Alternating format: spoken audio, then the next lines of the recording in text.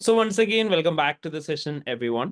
So over the past 4 days, we were discussing about the areas of AAA. And as part of the first day session, we were discussing about the audit risk and business risk, as well as other areas relating to the 50 marks area. And followed by that, we have practice questions from those areas. And on the very last day, we were discussing about reporting part, especially matters to be considered, discussion with the management, further action, further procedure, matters to be considered, audit evidence.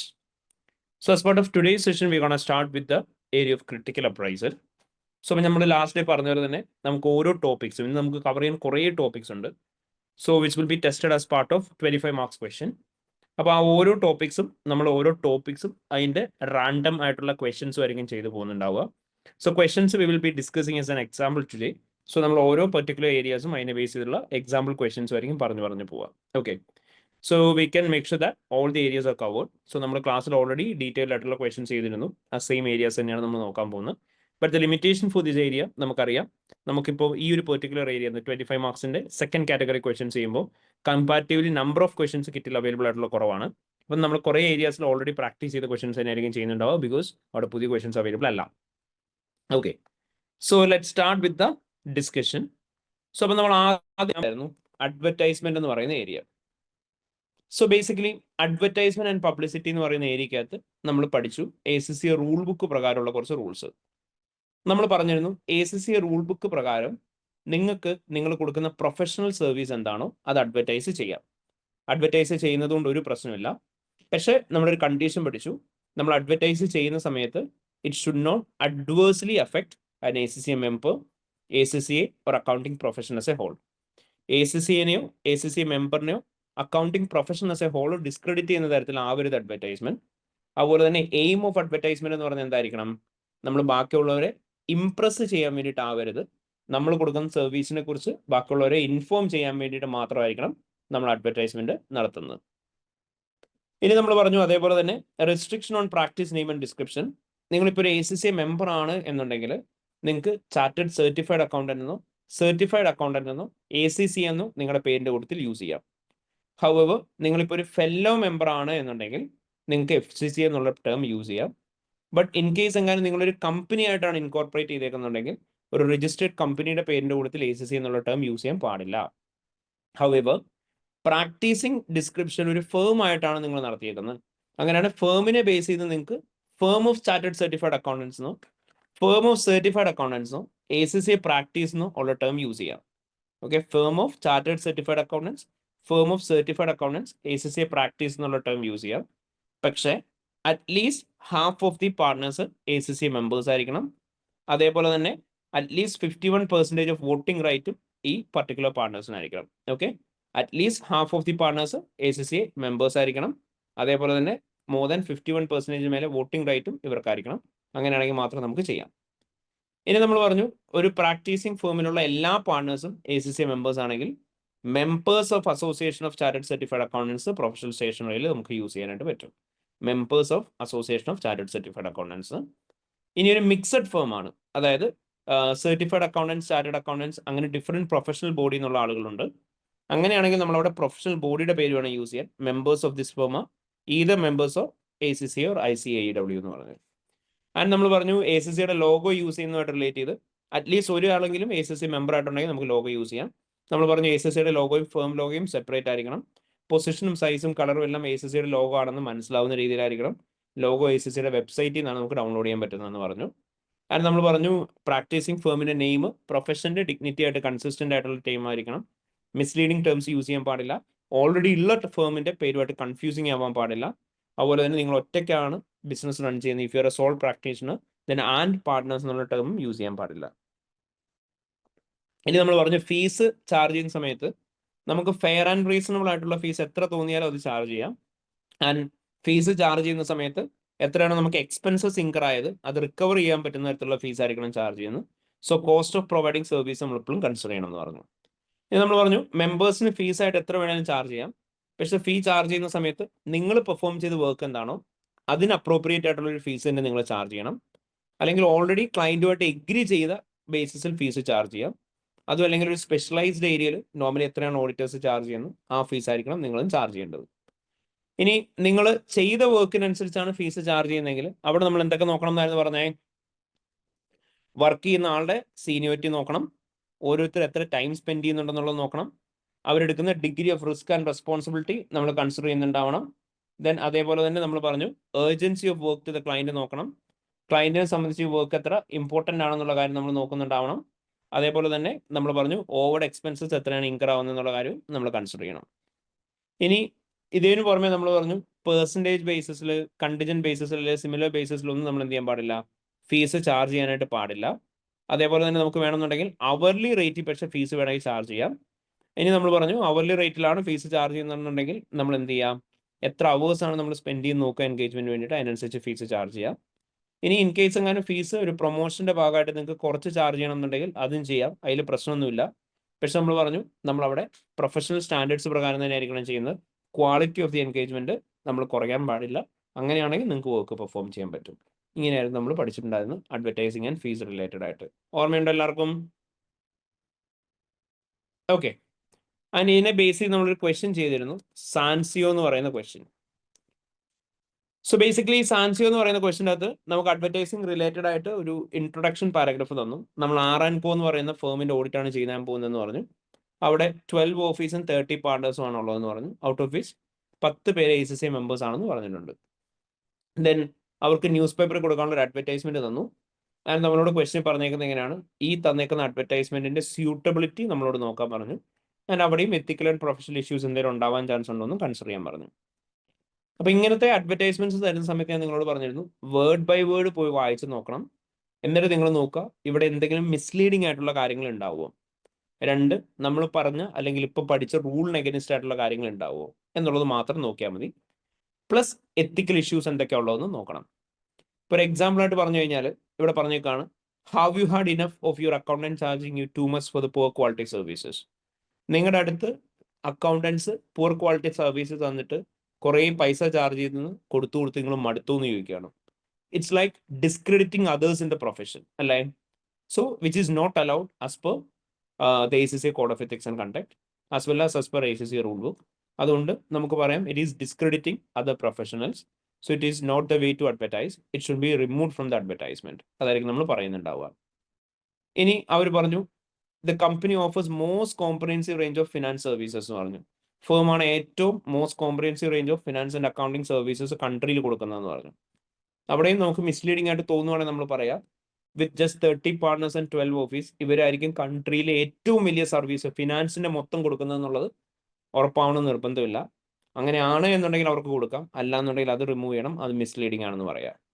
അവർ പറഞ്ഞു ഇവരാണ് കൺട്രിയിലെ leading tax team എന്ന്. അപ്പൊ നിങ്ങൾ പറയാം leading tax team on what grounds, ഇവർക്ക് കിട്ടുന്ന റവന്യൂന്റെ ബേസിസിലാണോ, customer റേറ്റിംഗിന്റെ ബേസിസിലാണോ, എന്താണെന്നുള്ളത് specifically mention ചെയ്യണം, അല്ലെങ്കിൽ അത് മിസ്ലീഡിംഗ് ആണ്, അത് റിമൂവ് ചെയ്യാൻ പറയാം. അങ്ങനെ ഓരോന്നും നമ്മൾ പിക്ക് ചെയ്യണം. നമ്മളോട് പറയാണ് they are offering free business advice to all new audit client. നമുക്കറിയാം offering business advice to audit client എന്ന് പറയുമ്പോൾ എന്താണ്, it will give rise to self review threat. അവിടെ നമ്മൾ ചെയ്ത വർക്ക് നമ്മൾ തന്നെ പിന്നീട് ഓഡിറ്റ് ചെയ്യേണ്ടി വരുമ്പോൾ there can be chances that auditor will not be willing to trace that. അപ്പോൾ അവിടെ എന്തുണ്ടാവും, അവിടെ എത്തിക്കൽ ത്രെട്ട് ഉണ്ടാവും. And as A safe guard നമ്മൾ അവിടെ എന്ത് ചെയ്യേണ്ടി വരും, നമ്മളവിടെ പറയേണ്ടി വരിക ഈ പറയുന്ന വർക്ക് നമുക്ക് ചെയ്തു കൊടുക്കാൻ പറ്റില്ല, നോൺ ലിസ്റ്റഡ് ക്ലയന്റ് ആണ്, അവർക്ക് സെപ്പറേറ്റ് എൻഗേജ്മെന്റ് ടീം യൂസ് ചെയ്ത് കൊടുക്കാൻ പറയാം. ഇനി ആർ&കോ ചാർട്ടേഡ് സർട്ടിഫൈഡ് അക്കൗണ്ടൻസ് എന്ന് പറഞ്ഞിട്ടുണ്ട്, നമുക്കത് കൊടുക്കാൻ പറ്റുമോ? പറ്റൂല. കാരണം നമ്മൾ കുറച്ച് മുന്നേ പഠിച്ചു 50% ഓഫ് പാർട്ണേഴ്സ് ACCI മെമ്പേഴ്സ് ആയിരിക്കണം, അവർക്കായിരിക്കണം മോർ ദാൻ 51% മേലെ വോട്ടിംഗ് റൈറ്റ് ഉണ്ടാവേണ്ടത്. ഇവിടെ ഔട്ട് ഓഫ് 30 പാർട്ണേഴ്സ് ആകെ 10 പാർട്ണേഴ്സ് മാത്രമാണ് ACCI മെമ്പർ ആയിട്ടുള്ളത്. 10/30 വരുന്ന സമയത്ത് നമുക്ക് ഒരിക്കലും കാണിക്കാൻ പറ്റില്ല, criteria is not met, so that should be remove.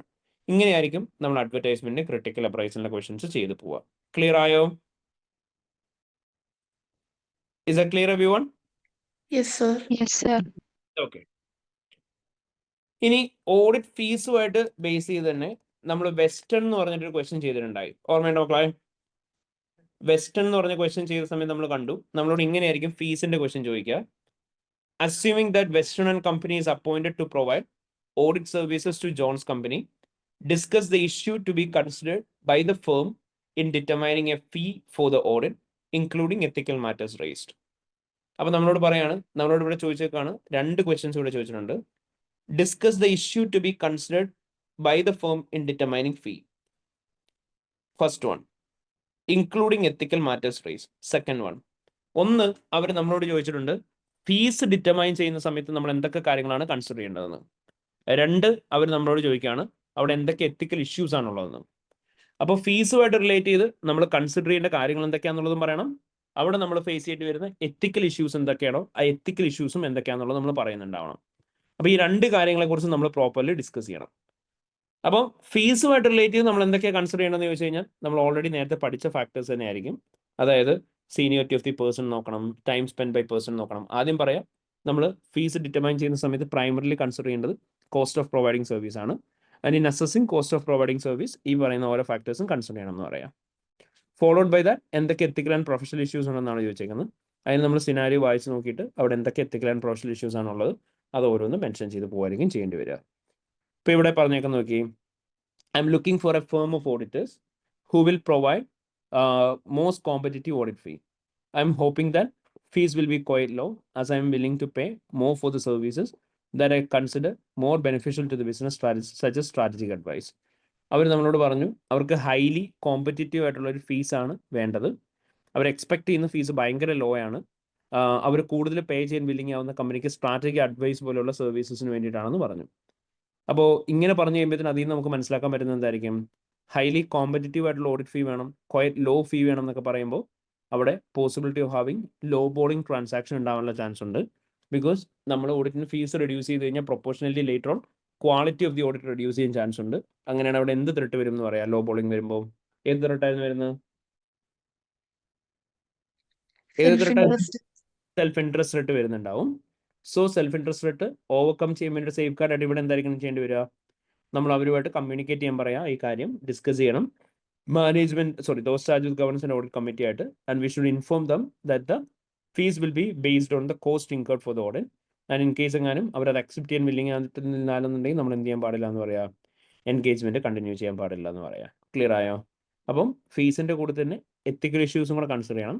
But make sure that ഫീസിന്റെ കൂടുതൽ എത്തിക്കൽ ഇഷ്യൂസ് ചോദിക്കുന്ന സമയത്ത് അവിടെ നമ്മൾ എന്തുമായിട്ട് റിലേറ്റ് ചെയ്തുള്ള എത്തിക്കൽ ഇഷ്യൂസ് ആയിരിക്കും പറയേണ്ടി വരിക, ഫീസിനെ ബേസ് ചെയ്തിട്ടുള്ള എത്തിക്കൽ ഇഷ്യൂസ് തന്നെ ആയിരിക്കും പറയേണ്ടി വരിക. ക്ലിയർ ആയോ? Is a clear everyone? Yes sir. Okay. So അപ്പോൾ ഇങ്ങനെയായിരിക്കും നമ്മളിപ്പോൾ ഡിസ്കസ് ചെയ്ത 3 ഏരിയാസ്. ഏതൊക്കെയായിരുന്നു? ക്രിട്ടിക്കൽ അപ്രൈസൽ പറഞ്ഞു, അതേപോലെ തന്നെ മാറ്റേഴ്സ് ടു ബി കൺസിഡേർഡ് അല്ല, ക്രിട്ടിക്കൽ അപ്രൈസൽ പറഞ്ഞു, അതിനുശേഷം ഓഡിറ്റ് ഫീസ് പറഞ്ഞു, ദെൻ അഡ്വർടൈസ്മെന്റ് പറഞ്ഞു. ഇത്രയും കാര്യങ്ങൾ ക്ലിയർ അല്ലേ എല്ലാവർക്കും? പക്കാ? Yes sir. സോ കണ്ടിന്യൂ ചെയ്യാം നമുക്ക്. സോ നെക്സ്റ്റ് വൺ നമ്മൾ അടുത്തായിട്ട് പറയുന്നത് എന്താണെന്ന് ചോദിച്ചു കഴിഞ്ഞാൽ will go through the area of tendering. So basically എന്തായിരുന്നു ടെൻഡറിങ് എന്ന് പറഞ്ഞു കഴിഞ്ഞാൽ? What you mean by tendering? എന്തായിരുന്നു മക്കളെ ടെൻഡറിങ് എന്ന് പറഞ്ഞു കഴിഞ്ഞാൽ? കമ്പനീസ് ഇങ്ങനെ ഇത് ചെയ്യുമ്പോൾ നമ്മുടെ ഓരോരുത്തരും അവരുടേതായ ഫീസ് അങ്ങനെയൊക്കെ പറഞ്ഞിട്ട് നമ്മൾ സബ്മിറ്റ് ചെയ്യും ക്ലയന്റിന്. എക്സാക്ട്ലി. എന്നിട്ട് അതിൽ പറഞ്ഞു അല്ല അതന്നെ. Okay. So literally it means that it's A proposal അല്ലേ? ഓഡിറ്ററായി നമ്മൾ ക്ലയന്റിന് ഒരു പ്രൊപ്പോസൽ കൊടുക്കുകയാണ്. ക്ലയന്റ് ഒരു ഓഡിറ്ററിനെ പുതുതായിട്ട് നോക്കുന്നു. അപ്പോൾ നമ്മൾ അവർക്കൊരു പ്രൊപ്പോസൽ കൊടുത്തിട്ട് പറയാണ്, okay we can be your auditor and for the purpose of performing this audit നമ്മൾ എക്സ്പെക്ട് ചെയ്യുന്ന ഫീസ് ഇത്രയാണ്, നമ്മുടെ ടീം മെമ്പേഴ്സ് ഇങ്ങനെയാണ്, നമുക്ക് ഇങ്ങനെയൊക്കെ ഓഡിറ്റ് ചെയ്യാനായിട്ട് പറ്റും, നമുക്ക് ഇത്രയായിരിക്കും ഡെഡ് ലൈൻ എടുക്കുക, ദെൻ നമുക്ക് ഇന്ന റിസോഴ്സുകളുടെ അവൈലബിലിറ്റി ഉണ്ട്, നമ്മൾ കമ്മ്യൂണിക്കേഷൻസ് കാര്യങ്ങൾ ഇങ്ങനെയായിരിക്കും നടത്തുന്നുണ്ടാവുക, നമ്മൾ ഓഡിറ്റിൻ്റെ അകത്ത് ഇന്ന രീതിയിലായിരിക്കും ഓരോ കാര്യങ്ങളും ചെയ്യുക, ഇങ്ങനെയൊക്കെ പറഞ്ഞ് ഒരു ക്ലയൻറ്റിന് നമ്മൾ കൊടുക്കുന്ന ആ ഒരു പർട്ടിക്കുലർ ലെറ്ററിനെയാണ് പ്രൊപ്പോസൽ എന്ന് വിളിക്കുക. ക്ലയൻറ്റ് ഇത് നോക്കിയിട്ടായിരിക്കും എൻഗേജ്മെൻറ്റ് വേണോ വേണ്ടോ എന്നുള്ള കാര്യം തീരുമാനിക്കുക. ഇപ്പോൾ ലിറ്ററലി ഓഡിറ്റ് കമ്മിറ്റിയാണ് ഓഡിറ്ററിനെ നോമിനേറ്റ് ചെയ്യുന്നത് നമ്മൾ കേട്ടിട്ടുണ്ടാവും. Appointment will be done by the shareholders, but audit committee will nominate auditors. അപ്പോൾ ഇവർ നോമിനേറ്റ് ചെയ്യുന്ന എന്തിൻ്റെ ബേസിസിലാണെന്ന് ചോദിച്ചാൽ ഈ പ്രൊപ്പോസൽ നോക്കിയിട്ടാണ്. എൻ്റെ അകത്ത് ഏറ്റവും നല്ലൊരു പ്രൊപ്പോസലായിട്ട് നമുക്ക് തോന്നിയതാണോ അതായിരിക്കും നമ്മൾ എടുക്കുന്നുണ്ടാവുക. അപ്പോൾ അതുകൊണ്ട് എപ്പോഴും പ്രൊപ്പോസൽ പ്രിപ്പയർ ചെയ്യുമ്പോൾ from the perspective of an audit നമ്മൾ എന്താ ചെയ്യണമെന്ന് ചോദിച്ചു കഴിഞ്ഞാൽ നമ്മൾ ഏറ്റവും ബെസ്റ്റ് ആയിട്ടുള്ള രീതിയിൽ നമ്മുടെ ഫേമിനെ കുറിച്ച് നല്ലത് പറയാന്നുള്ളതാണ്. അപ്പോൾ നമ്മളോട് ഇവിടെ എക്സാമിന് ചോദിക്കുന്ന റിക്വയർമെന്റ് ബേസിക്കലി ഇങ്ങനെയായിരിക്കും. ക്വസ്റ്റ്യൻ നമ്പർ 1 നോക്കി, explain specific matters to be included in the audit proposal. Audit പ്രപ്പോസലിനകത്ത് എന്തൊക്കെ സ്പെസിഫിക് മാറ്റേഴ്സ് ആണ് ഇൻക്ലൂഡ് ചെയ്യേണ്ടത് എന്ന് എക്സ്പ്ലെയിൻ ചെയ്യാൻ പറഞ്ഞു. നിങ്ങളോടൊരു പ്രപ്പോസൽ പ്രിപ്പയർ ചെയ്യാനല്ല പറഞ്ഞ് പ്രപ്പോസലിനകത്ത് എന്തൊക്കെ കാര്യങ്ങളാണ് ഇൻക്ലൂഡ് ചെയ്യേണ്ടത് എന്നാണ് നിങ്ങളോട് ചോദിച്ചേക്കുന്നത്. സോ ബേസിക്കലി ഒരു പ്രപ്പോസലിനകത്ത് എന്തൊക്കെ കാര്യങ്ങളാണ് ഇൻക്ലൂഡ് ചെയ്യേണ്ടത് എന്ന് ചോദിച്ചു കഴിഞ്ഞാൽ നിങ്ങൾ ബേസിക്കലി അവിടെ ചെയ്യേണ്ടത് ഇത്രയേ ഉള്ളൂ. നിങ്ങൾ എന്താണ് ഇൻക്ലൂഡ് ചെയ്യേണ്ടതെന്ന് പറയാം, അത് എന്തിനു വേണ്ടിയിട്ടാണ് ഇൻക്ലൂഡ് ചെയ്യേണ്ടതെന്ന് പറയാം. എന്താണ് ഇൻക്ലൂഡ് ചെയ്യേണ്ടതെന്ന് പറയാം, അത് എന്ത് പേർപ്പസിന് വേണ്ടിയിട്ടാണ് ഇൻക്ലൂഡ് ചെയ്യേണ്ടതെന്ന് പറയാം. ഇപ്പൊ സേ ഫോർ എക്സാമ്പിൾ ഇവിടെ ഈ ഒരു സിനാരിയോ എടുത്തു. ഇവിടെ നമ്മളോട് ഒരു ഇൻട്രൊഡക്ഷൻ പാരഗ്രാഫ് പറഞ്ഞു. വെസ്റ്റേൺ ആൻഡ് കോ എന്ന് പറയുന്ന ഫേമിന്റെ മാനേജറാണ് നിങ്ങൾ. അതൊരു international firm of standard certified accountants ആണ്. അവർക്ക് മൾട്ടിപ്പിൾ കൺട്രിയിൽ ബ്രാഞ്ചസ് ഉണ്ടെന്ന് പറഞ്ഞു. ഒരു റേഞ്ച് ഓഫ് അക്കൗണ്ടിങ് സർവീസസ് കൊടുക്കുന്നുണ്ട്, ഓഡിറ്റ് റിലേറ്റഡ് സർവീസ് കൊടുക്കുന്നുണ്ടെന്ന് പറഞ്ഞു. ആൻഡ് അതിനുശേഷം നമ്മളോട് ജോൺസ് കമ്പനി എന്ന് പറഞ്ഞൊരു കമ്പനിയെ കുറിച്ച് ഡീറ്റെയിൽസ് പറയാണ്. Management of Jones company western കമ്പനീനെ ഓഡിറ്റിന് വേണ്ടിയിട്ട് ഇൻവൈറ്റ് ചെയ്തിട്ടുണ്ട്. ജോൺസ് കമ്പനി 2 years ആയിട്ടേ ഉള്ളൂ ആൻഡ് ഫസ്റ്റ് ടൈം അവരാണ് അവരുടെ ഓഡിറ്റ് നടക്കുന്നതെന്ന് പറഞ്ഞു. പ്രീവിയസ് ഇയേഴ്സിൽ ലിമിറ്റഡ് അഷുറൻസ് എൻഗേജ്മെന്റ് ആണ് നടത്തിയേക്കുന്നത്. അത് വേറെ തന്നെ ഫേമാണ് നടത്തിയേക്കുന്നത്. കമ്പനി സ്പെഷ്യലൈസ് ചെയ്തേക്കുന്ന മെഡിക്കൽ പേഴ്സൺസിന്റെ റിക്രൂട്ട്മെന്റ് സർവീസസിലാണ്. ആൻഡ് ഒരു സ്റ്റാർട്ടപ്പ് ഫണ്ടിങ് നടത്തുന്നുണ്ടെന്ന് പറഞ്ഞു. ആൻഡ് ഇവര് പുതുതായിട്ട് ഇവരുടെ ബ്രാഞ്ചസ് വേറെ വേറെ കൺട്രീസിൽ ഇൻട്രൊഡ്യൂസ് ചെയ്യാൻ പോവാണെന്ന് പറഞ്ഞു. ഇവർക്കൊരു ഫുൾ ടൈം അക്കൗണ്ട് ഉണ്ട്. ഒരു of the shelf accounting package use ചെയ്താണ് ട്രാൻസാക്ഷൻസ് റെക്കോർഡ് ചെയ്യുന്നതെന്ന് പറഞ്ഞിട്ടുണ്ട്. സോ ഇങ്ങനെയുള്ള ഡീറ്റെയിൽസ് പറഞ്ഞു. എന്നിട്ട് നമ്മളോട് ചോദിക്കുകയാണ് ജോൺസ് കമ്പനിക്ക് വേണ്ടിയിട്ട് ഒരു പ്രപ്പോസൽ കൊടുക്കുമ്പോൾ നമ്മൾ അതിൻ്റെ അകത്ത് എന്തൊക്കെ ഇൻക്ലൂഡ് ചെയ്യണം ആൻഡ് മേക്ക് ഷുവർ ദാറ്റ് അത് എന്തുകൊണ്ട് ഇൻക്ലൂഡ് ചെയ്യണം എന്നുള്ളത് നിങ്ങൾ പറയുന്നുണ്ടാവണം. So these are the basic content of a proposal. Examiner നിങ്ങളോട് പറഞ്ഞേക്കുന്നത് ഇങ്ങനെയാണ്, you can use the knowledge part but it should not be rote learn knowledge that you express in your exam. അപ്പോൾ നിങ്ങൾ ഈ പറയുന്ന സ്ട്രക്ചറിൻ്റെ അകത്തേക്ക് നമ്മുടെ സിനാരിയോ മിക്സപ്പ് ചെയ്ത് എഴുതിയാൽ മാത്രമായിരിക്കും മാർക്ക് കിട്ടുക എന്ന് ഞാൻ പറഞ്ഞു. ബട്ട് എല്ലാം നമുക്ക് 100% സ്പെസിഫിക് ആക്കാനും പറ്റില്ല. ഔട്ട്ലൈൻ ഓഫ് ദി ഫേം നിങ്ങൾ ക്വസ്റ്റ്യൻ്റെ അകത്ത് നോക്കി തന്നെ എഴുതണം. It should B 100% specific. നിങ്ങൾ ആദ്യമേ ഇൻക്ലൂഡ് ചെയ്യാൻ പറയേണ്ടത് ഒരു പ്രപ്പോസലിനകത്ത് ഔട്ട്ലൈൻ ഓഫ് വെസ്റ്റേൺ ആൻഡ് കോ ആയിരിക്കണം. അവിടെ നിങ്ങൾ എന്ത് പറയണം?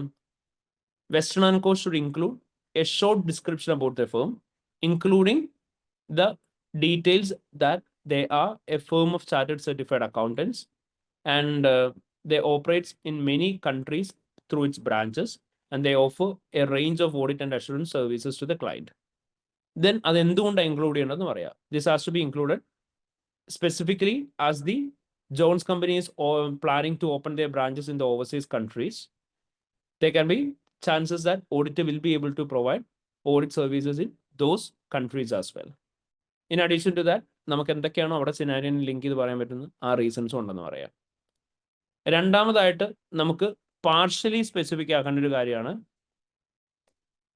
Identifying the requirements of the client. അവിടെ നമുക്ക് ജനറൽ ആയിട്ട് നമുക്ക് പറയാം ക്ലയന്റിന്റെ സ്റ്റാറ്റ്യൂട്ടറി ഓഡിറ്റിന്റെ റിക്വയർമെന്റ്സ് എന്തൊക്കെയാണോ അത് എന്തൊക്കെയാണെന്നുള്ളത് മെൻഷൻ ചെയ്യണം എന്ന് പറയാം. അതേപോലെ തന്നെ ക്ലയന്റ് കമ്പനിയിൽ എന്തൊക്കെയാണ് ലീഗൽ ആൻഡ് റെഗുലേറ്ററി റിക്വയർമെന്റ്സ് ഉള്ള ഓഡിറ്റുമായിട്ട് റിലേറ്റ് ചെയ്ത് അതിനെക്കുറിച്ച് പറയണം എന്ന് പറയാം. ഫസ്റ്റ് ടൈം എവറാണ് ഒരു ഓഡിറ്റ് പെർഫോം ചെയ്യുന്നുണ്ടെങ്കിൽ auditor and management responsibilities discuss ചെയ്യണം എന്ന് പറയാം. ദെൻ പ്രൊപ്പോസ്ഡ് ഓഡിറ്റ് അപ്രോച്ച്, ഇതും പാർഷ്യലി സ്പെസിഫിക് ആയിരിക്കും.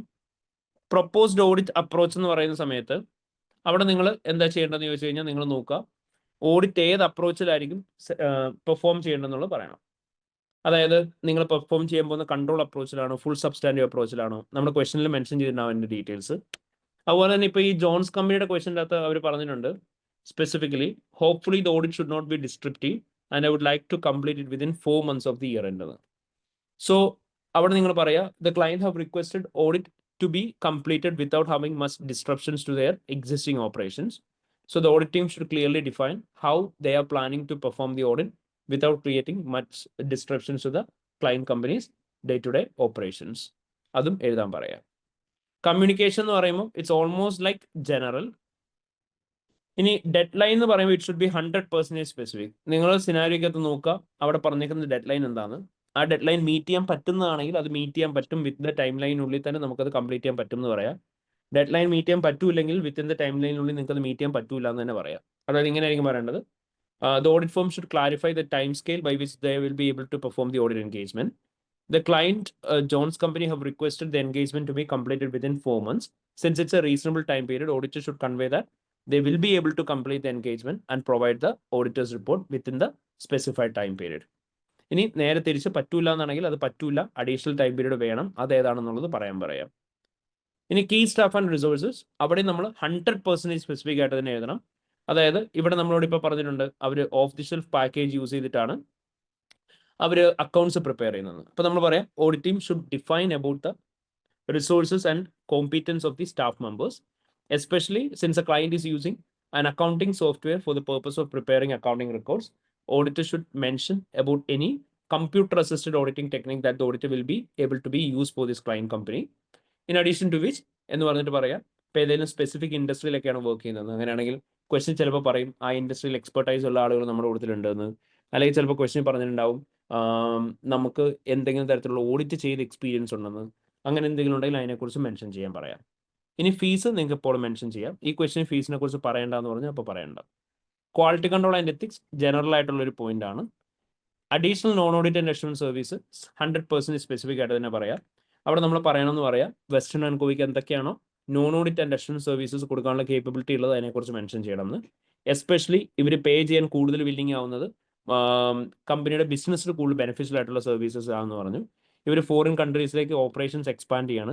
അപ്പോൾ അവർക്ക് എന്തെങ്കിലും ഡ്യൂ ഡിലിജൻസ് എൻഗേജ്മെന്റോ അല്ലെങ്കിൽ ഇനി അതർ അഷ്വറൻസ് എൻഗേജ്മെന്റോ ചെയ്ത് കൊടുക്കാൻ കേപ്പബിലിറ്റി നമുക്കുണ്ടെങ്കിൽ without creating ethical threats of objectivity അതേക്കുറിച്ചും മെൻഷൻ ചെയ്യാൻ പറയാം.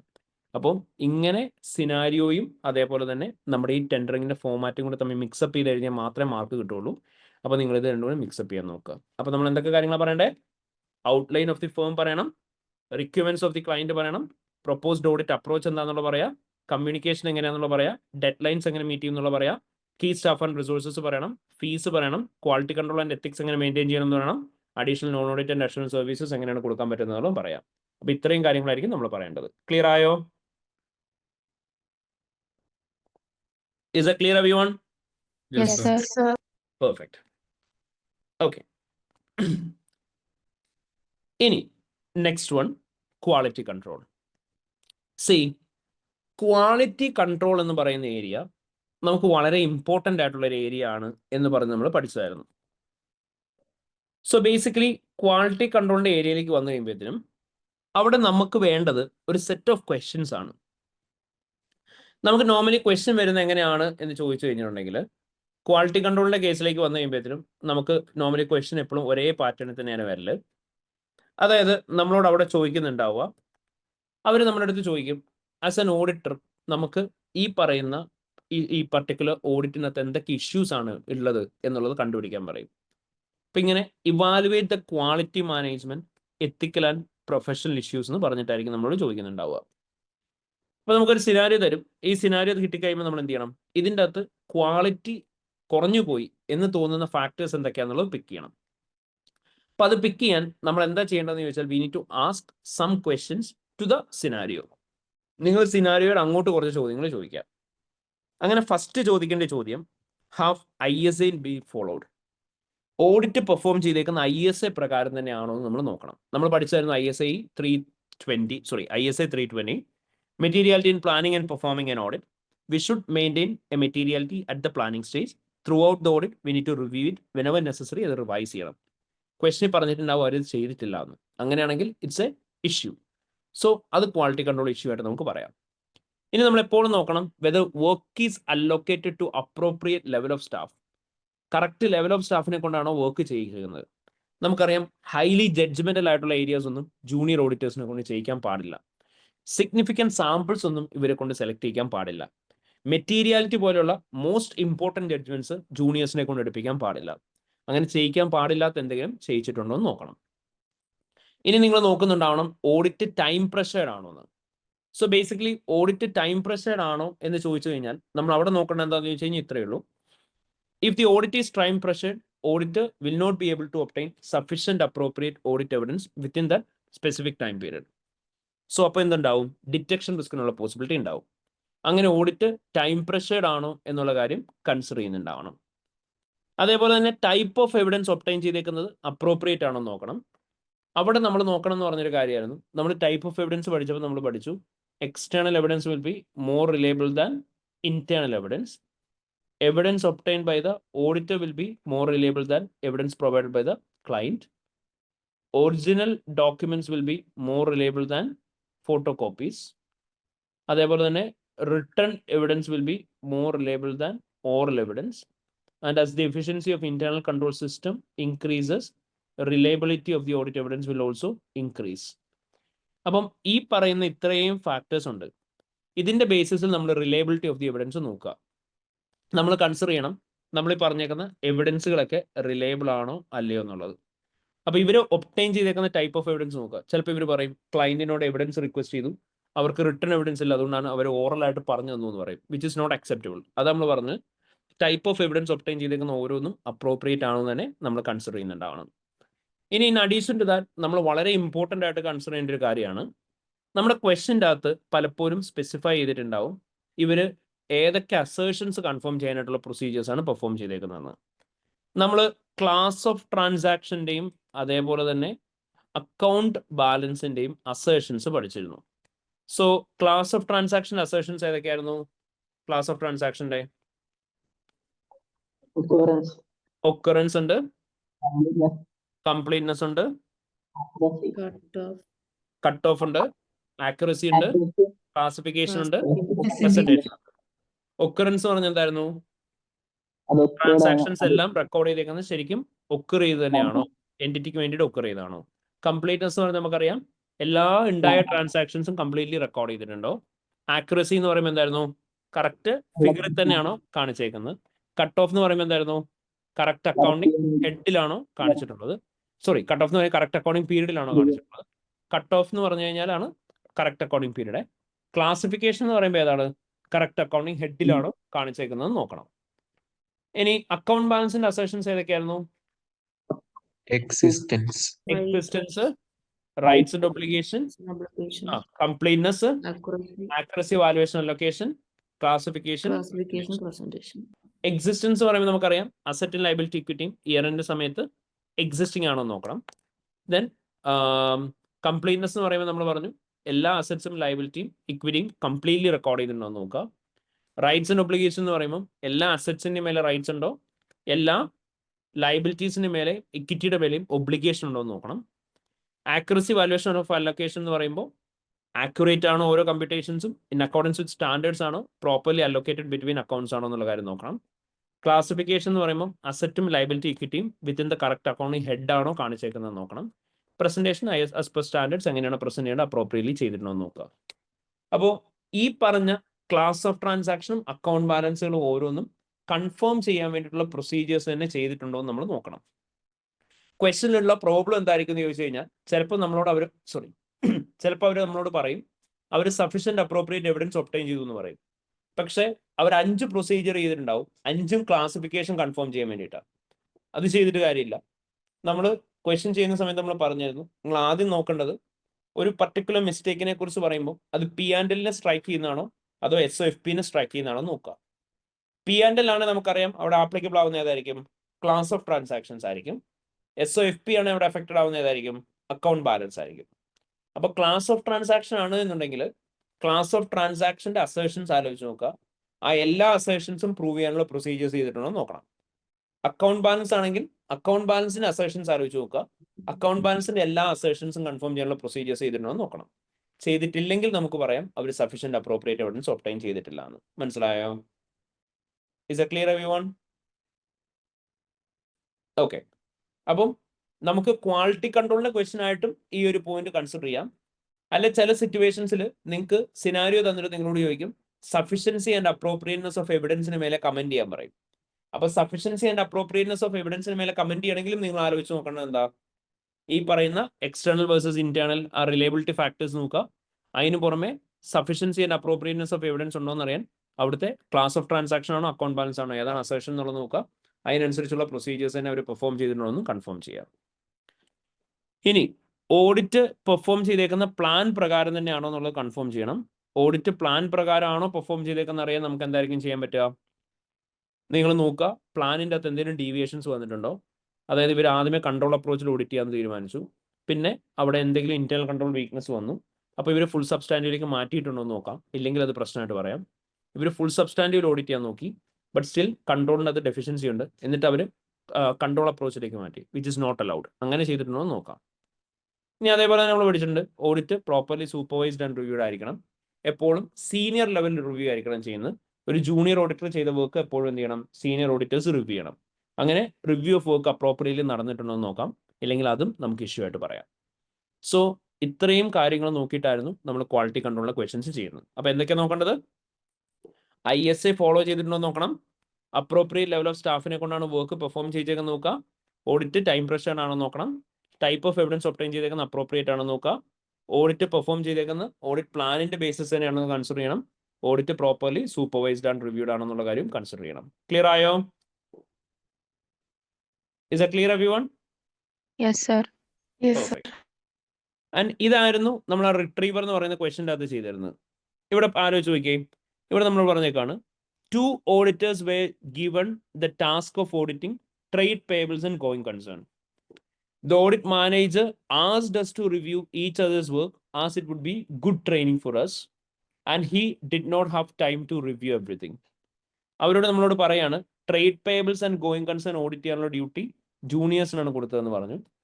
ആൻഡ് ഓഡിറ്റ് മാനേജർ ഈ ജൂനിയേഴ്സിനോട് അവരുടെ രണ്ടുപേരുടെയും വർക്ക് അങ്ങോട്ടും ഇങ്ങോട്ടും റിവ്യൂ ചെയ്യാൻ പറഞ്ഞു. അത് അവർക്ക് നല്ല ട്രെയിനിങ് ആയിരിക്കും എന്ന്, കാരണം അവർക്ക് എല്ലാം റിവ്യൂ ചെയ്യാൻ ടൈം ഇല്ല എന്ന് പറഞ്ഞു. ഇപ്പോൾ ഇവിടെ തന്നെ നമുക്ക് എന്ത് പറയാം, ലെവൽ ഓഫ് വർക്ക് കൊടുത്തേക്കുന്ന അപ്രോപ്രിയേറ്റ് ആയിട്ടുള്ള ലെവൽ ഓഫ് സ്റ്റാഫിനാണെന്ന് നോക്കാം. ഇവിടെ പറഞ്ഞു ഗോയിങ് കൺസേൺ ആണ് ജൂനിയേഴ്സിനോട് ഓഡിറ്റ് ചെയ്യാൻ പറഞ്ഞേക്കുന്നത്. Well we know that going concern is one of the most important assumption for a company. അപ്പോൾ ഈ ഗോയിങ് കൺസേൺ അസംഷൻ പോലെ ഒരു ഇമ്പോർട്ടൻ്റ് അസംഷൻ ഔട്ട്സോഴ്സ് ചെയ്തല്ല, അവർ ഡെലിഗേറ്റ് ചെയ്തേക്കുന്നത് ജൂനിയർ ഓഡിറ്റേഴ്സിനാണെന്നുണ്ടെങ്കിൽ they may not be having much competence to do that. So അവർ appropriately analysis ചെയ്തിട്ടുണ്ടാവില്ല, especially with regarding the forecast information. അപ്പോൾ അവിടെ വർക്കിൻ്റെ ക്വാളിറ്റി റെഡ്യൂസ്ഡ് ആണെന്ന് പറയാം. അഡീഷണലി നിങ്ങൾക്ക് പറയാൻ പറ്റുന്നതാണ് ഓഡിറ്റ് റിവ്യൂ ആൻഡ് സൂപ്പർവിഷൻ. അവിടെ പറയാൻ പറ്റുന്നത് എന്താ, the review of audit work is not appropriately done by the audit manager. Instead, they have suggested both junior auditors to review each other's work, which is not appropriate, because whenever a review is conducted, it should always be a senior level review. If not, the juniors will not be able to identify any mistakes which they have undertaken during the audit, which will result in forming an inappropriate opinion on the financial statements. അപ്പോൾ ഇങ്ങനെ ഓരോന്നും explain ചെയ്ത് പോവുകയായിരിക്കും ചെയ്യുക നമ്മൾ quality കൺട്രോളിൻ്റെ questions ചെയ്യുന്ന സമയത്ത്. Clear ആയോ? Is a clear everyone? Yes, sir. Perfect. ഇനി നമ്മൾ നെക്സ്റ്റ് പഠിച്ചിട്ടുണ്ടായിരുന്ന ഒരു ക്വസ്റ്റ്യൻ ആയിരുന്നു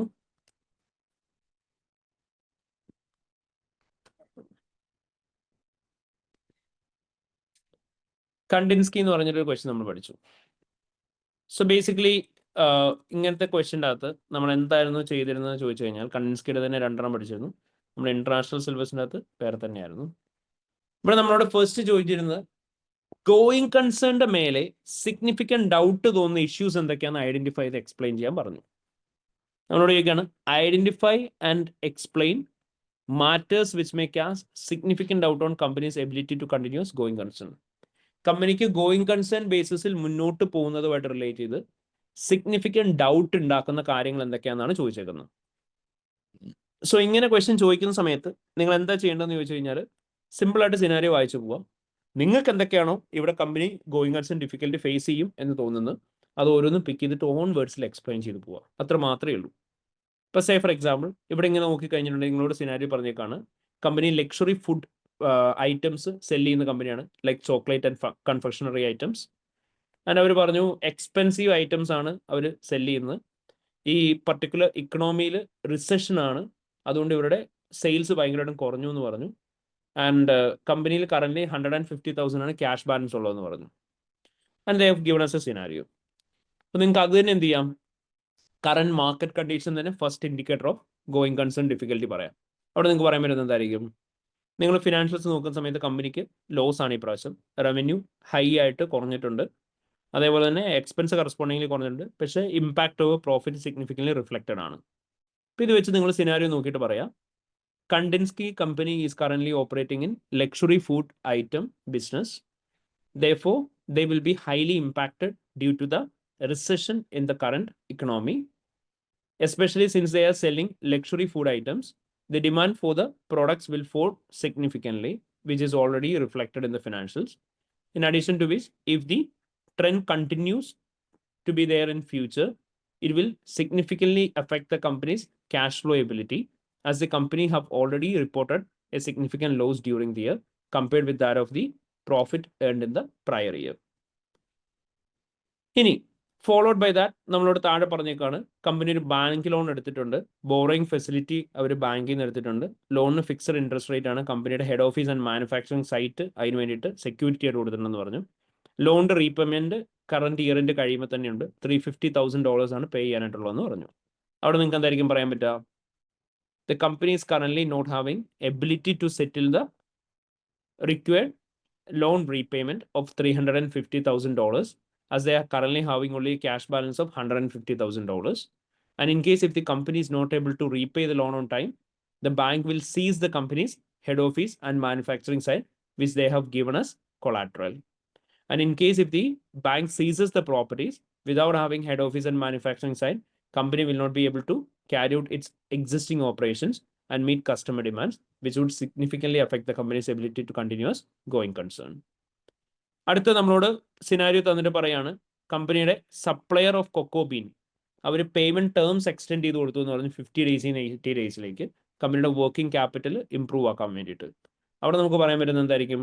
നിങ്ങൾ പറയാം, the company have renegotiated payment terms with the suppliers and they have extended the payment terms by 1 month. Therefore, there can be chances that in long run, suppliers might become dissatisfied, due to which they will not be willing to provide any further goods on credit, which will significantly affect the company's ability to meet raw material requirements, leading to stock out, and company will not be able to meet the customer demands.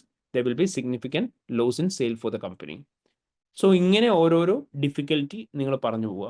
അത് നമ്മുടെ ജഡ്ജ്മെന്റിന്റെ ബേസിസിലാണ്. നിങ്ങൾ just അവിടെ എന്തൊക്കെയാണ് നിങ്ങൾക്ക് കമ്പനിക്ക് going concern അല്ല എന്ന് തോന്നിക്കുന്ന കാര്യങ്ങൾ അത് ഓരോന്നും പറഞ്ഞു പോവുക. ഇനി അവിടെ തന്നെ നമ്മളോട് എക്സാമിനേഷൻ പ്രൊസീജിയേഴ്സ് ചോദിച്ചിട്ടുണ്ട്, ഓഡിറ്റ് പ്രൊസീജിയേഴ്സ് ചോദിച്ചിട്ടുണ്ട് ഗോയിങ് കൺസേണുമായിട്ട് റിലേറ്റ് ചെയ്ത്. സോ ഇങ്ങനെ ഗോയിങ് കൺസേണുമായിട്ട് റിലേറ്റ് ചെയ്ത് ഓഡിറ്റ് പ്രൊസീജിയേഴ്സ് ചോദിക്കുന്ന സമയത്ത് നിങ്ങൾ അവിടെ എന്താ ചെയ്യേണ്ടതെന്ന് ചോദിച്ചു കഴിഞ്ഞാൽ, അവിടെ നിങ്ങൾ ലോജിക്കലി ആലോചിച്ച് നോക്കുക. ഗോയിങ് കൺസേണിനെ കുറിച്ചുള്ള ജനറൽ പ്രൊസീജിയേഴ്സ് അല്ല എഴുതേണ്ടത്. നിങ്ങൾ കണ്ടുപിടിച്ച ഗോയിങ് കൺസേൺ ഇഷ്യൂ എന്താണ്, അതിനെ ബേസ് ചെയ്താണ് പ്രൊസീജിയർ ചോദിച്ചേക്കുന്നത്. നിങ്ങൾ ഫസ്റ്റ് പറഞ്ഞ ഇഷ്യൂ എന്തായിരുന്നു?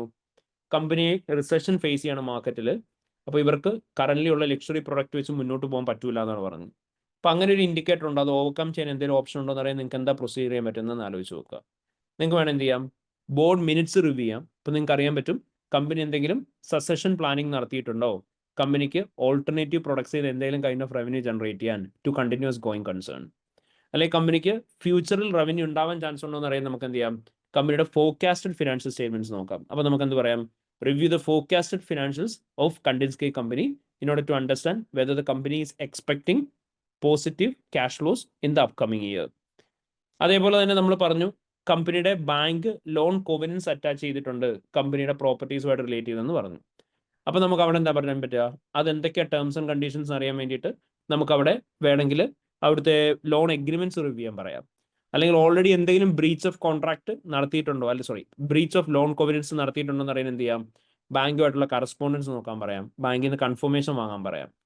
ഈ കണ്ടിൻസ്കൈ കമ്പനി ഇവരുടെ സപ്ലയർ ഓഫ് കൊക്കോബീനുമായിട്ട് പേയ്മെന്റ് ടേംസ് എക്സ്റ്റെൻഡ് ചെയ്തു എന്ന് പറഞ്ഞു. അതേക്കുറിച്ച് അറിയാൻ വേണ്ടി നമുക്ക് എന്ത് ചെയ്യാം, we can review the correspondence between Kandinsky company and the main supplier of cocoa bean in order to understand whether the supplier have agreed to the extended payment terms of 50 days to 80 days to confirm that the suppliers are not dissatisfied. ഇങ്ങനെ നമ്മൾ പറഞ്ഞിട്ട് ഓരോന്നും scenario based ആയിട്ട് എഴുതി പോവുക. അപ്പോൾ എപ്പോഴും ശ്രദ്ധിക്കുക, whenever you give the audit procedures, it should be based on the issues that you identified. General ആയിട്ടുള്ളത് എഴുതരുത്, മാർക്ക് കിട്ടില്ല. ക്ലിയർ ആയോ? സർ പ്രൊസീജിയേഴ്സ് 6 മാർക്ക് എന്ന് പറയുമ്പോൾ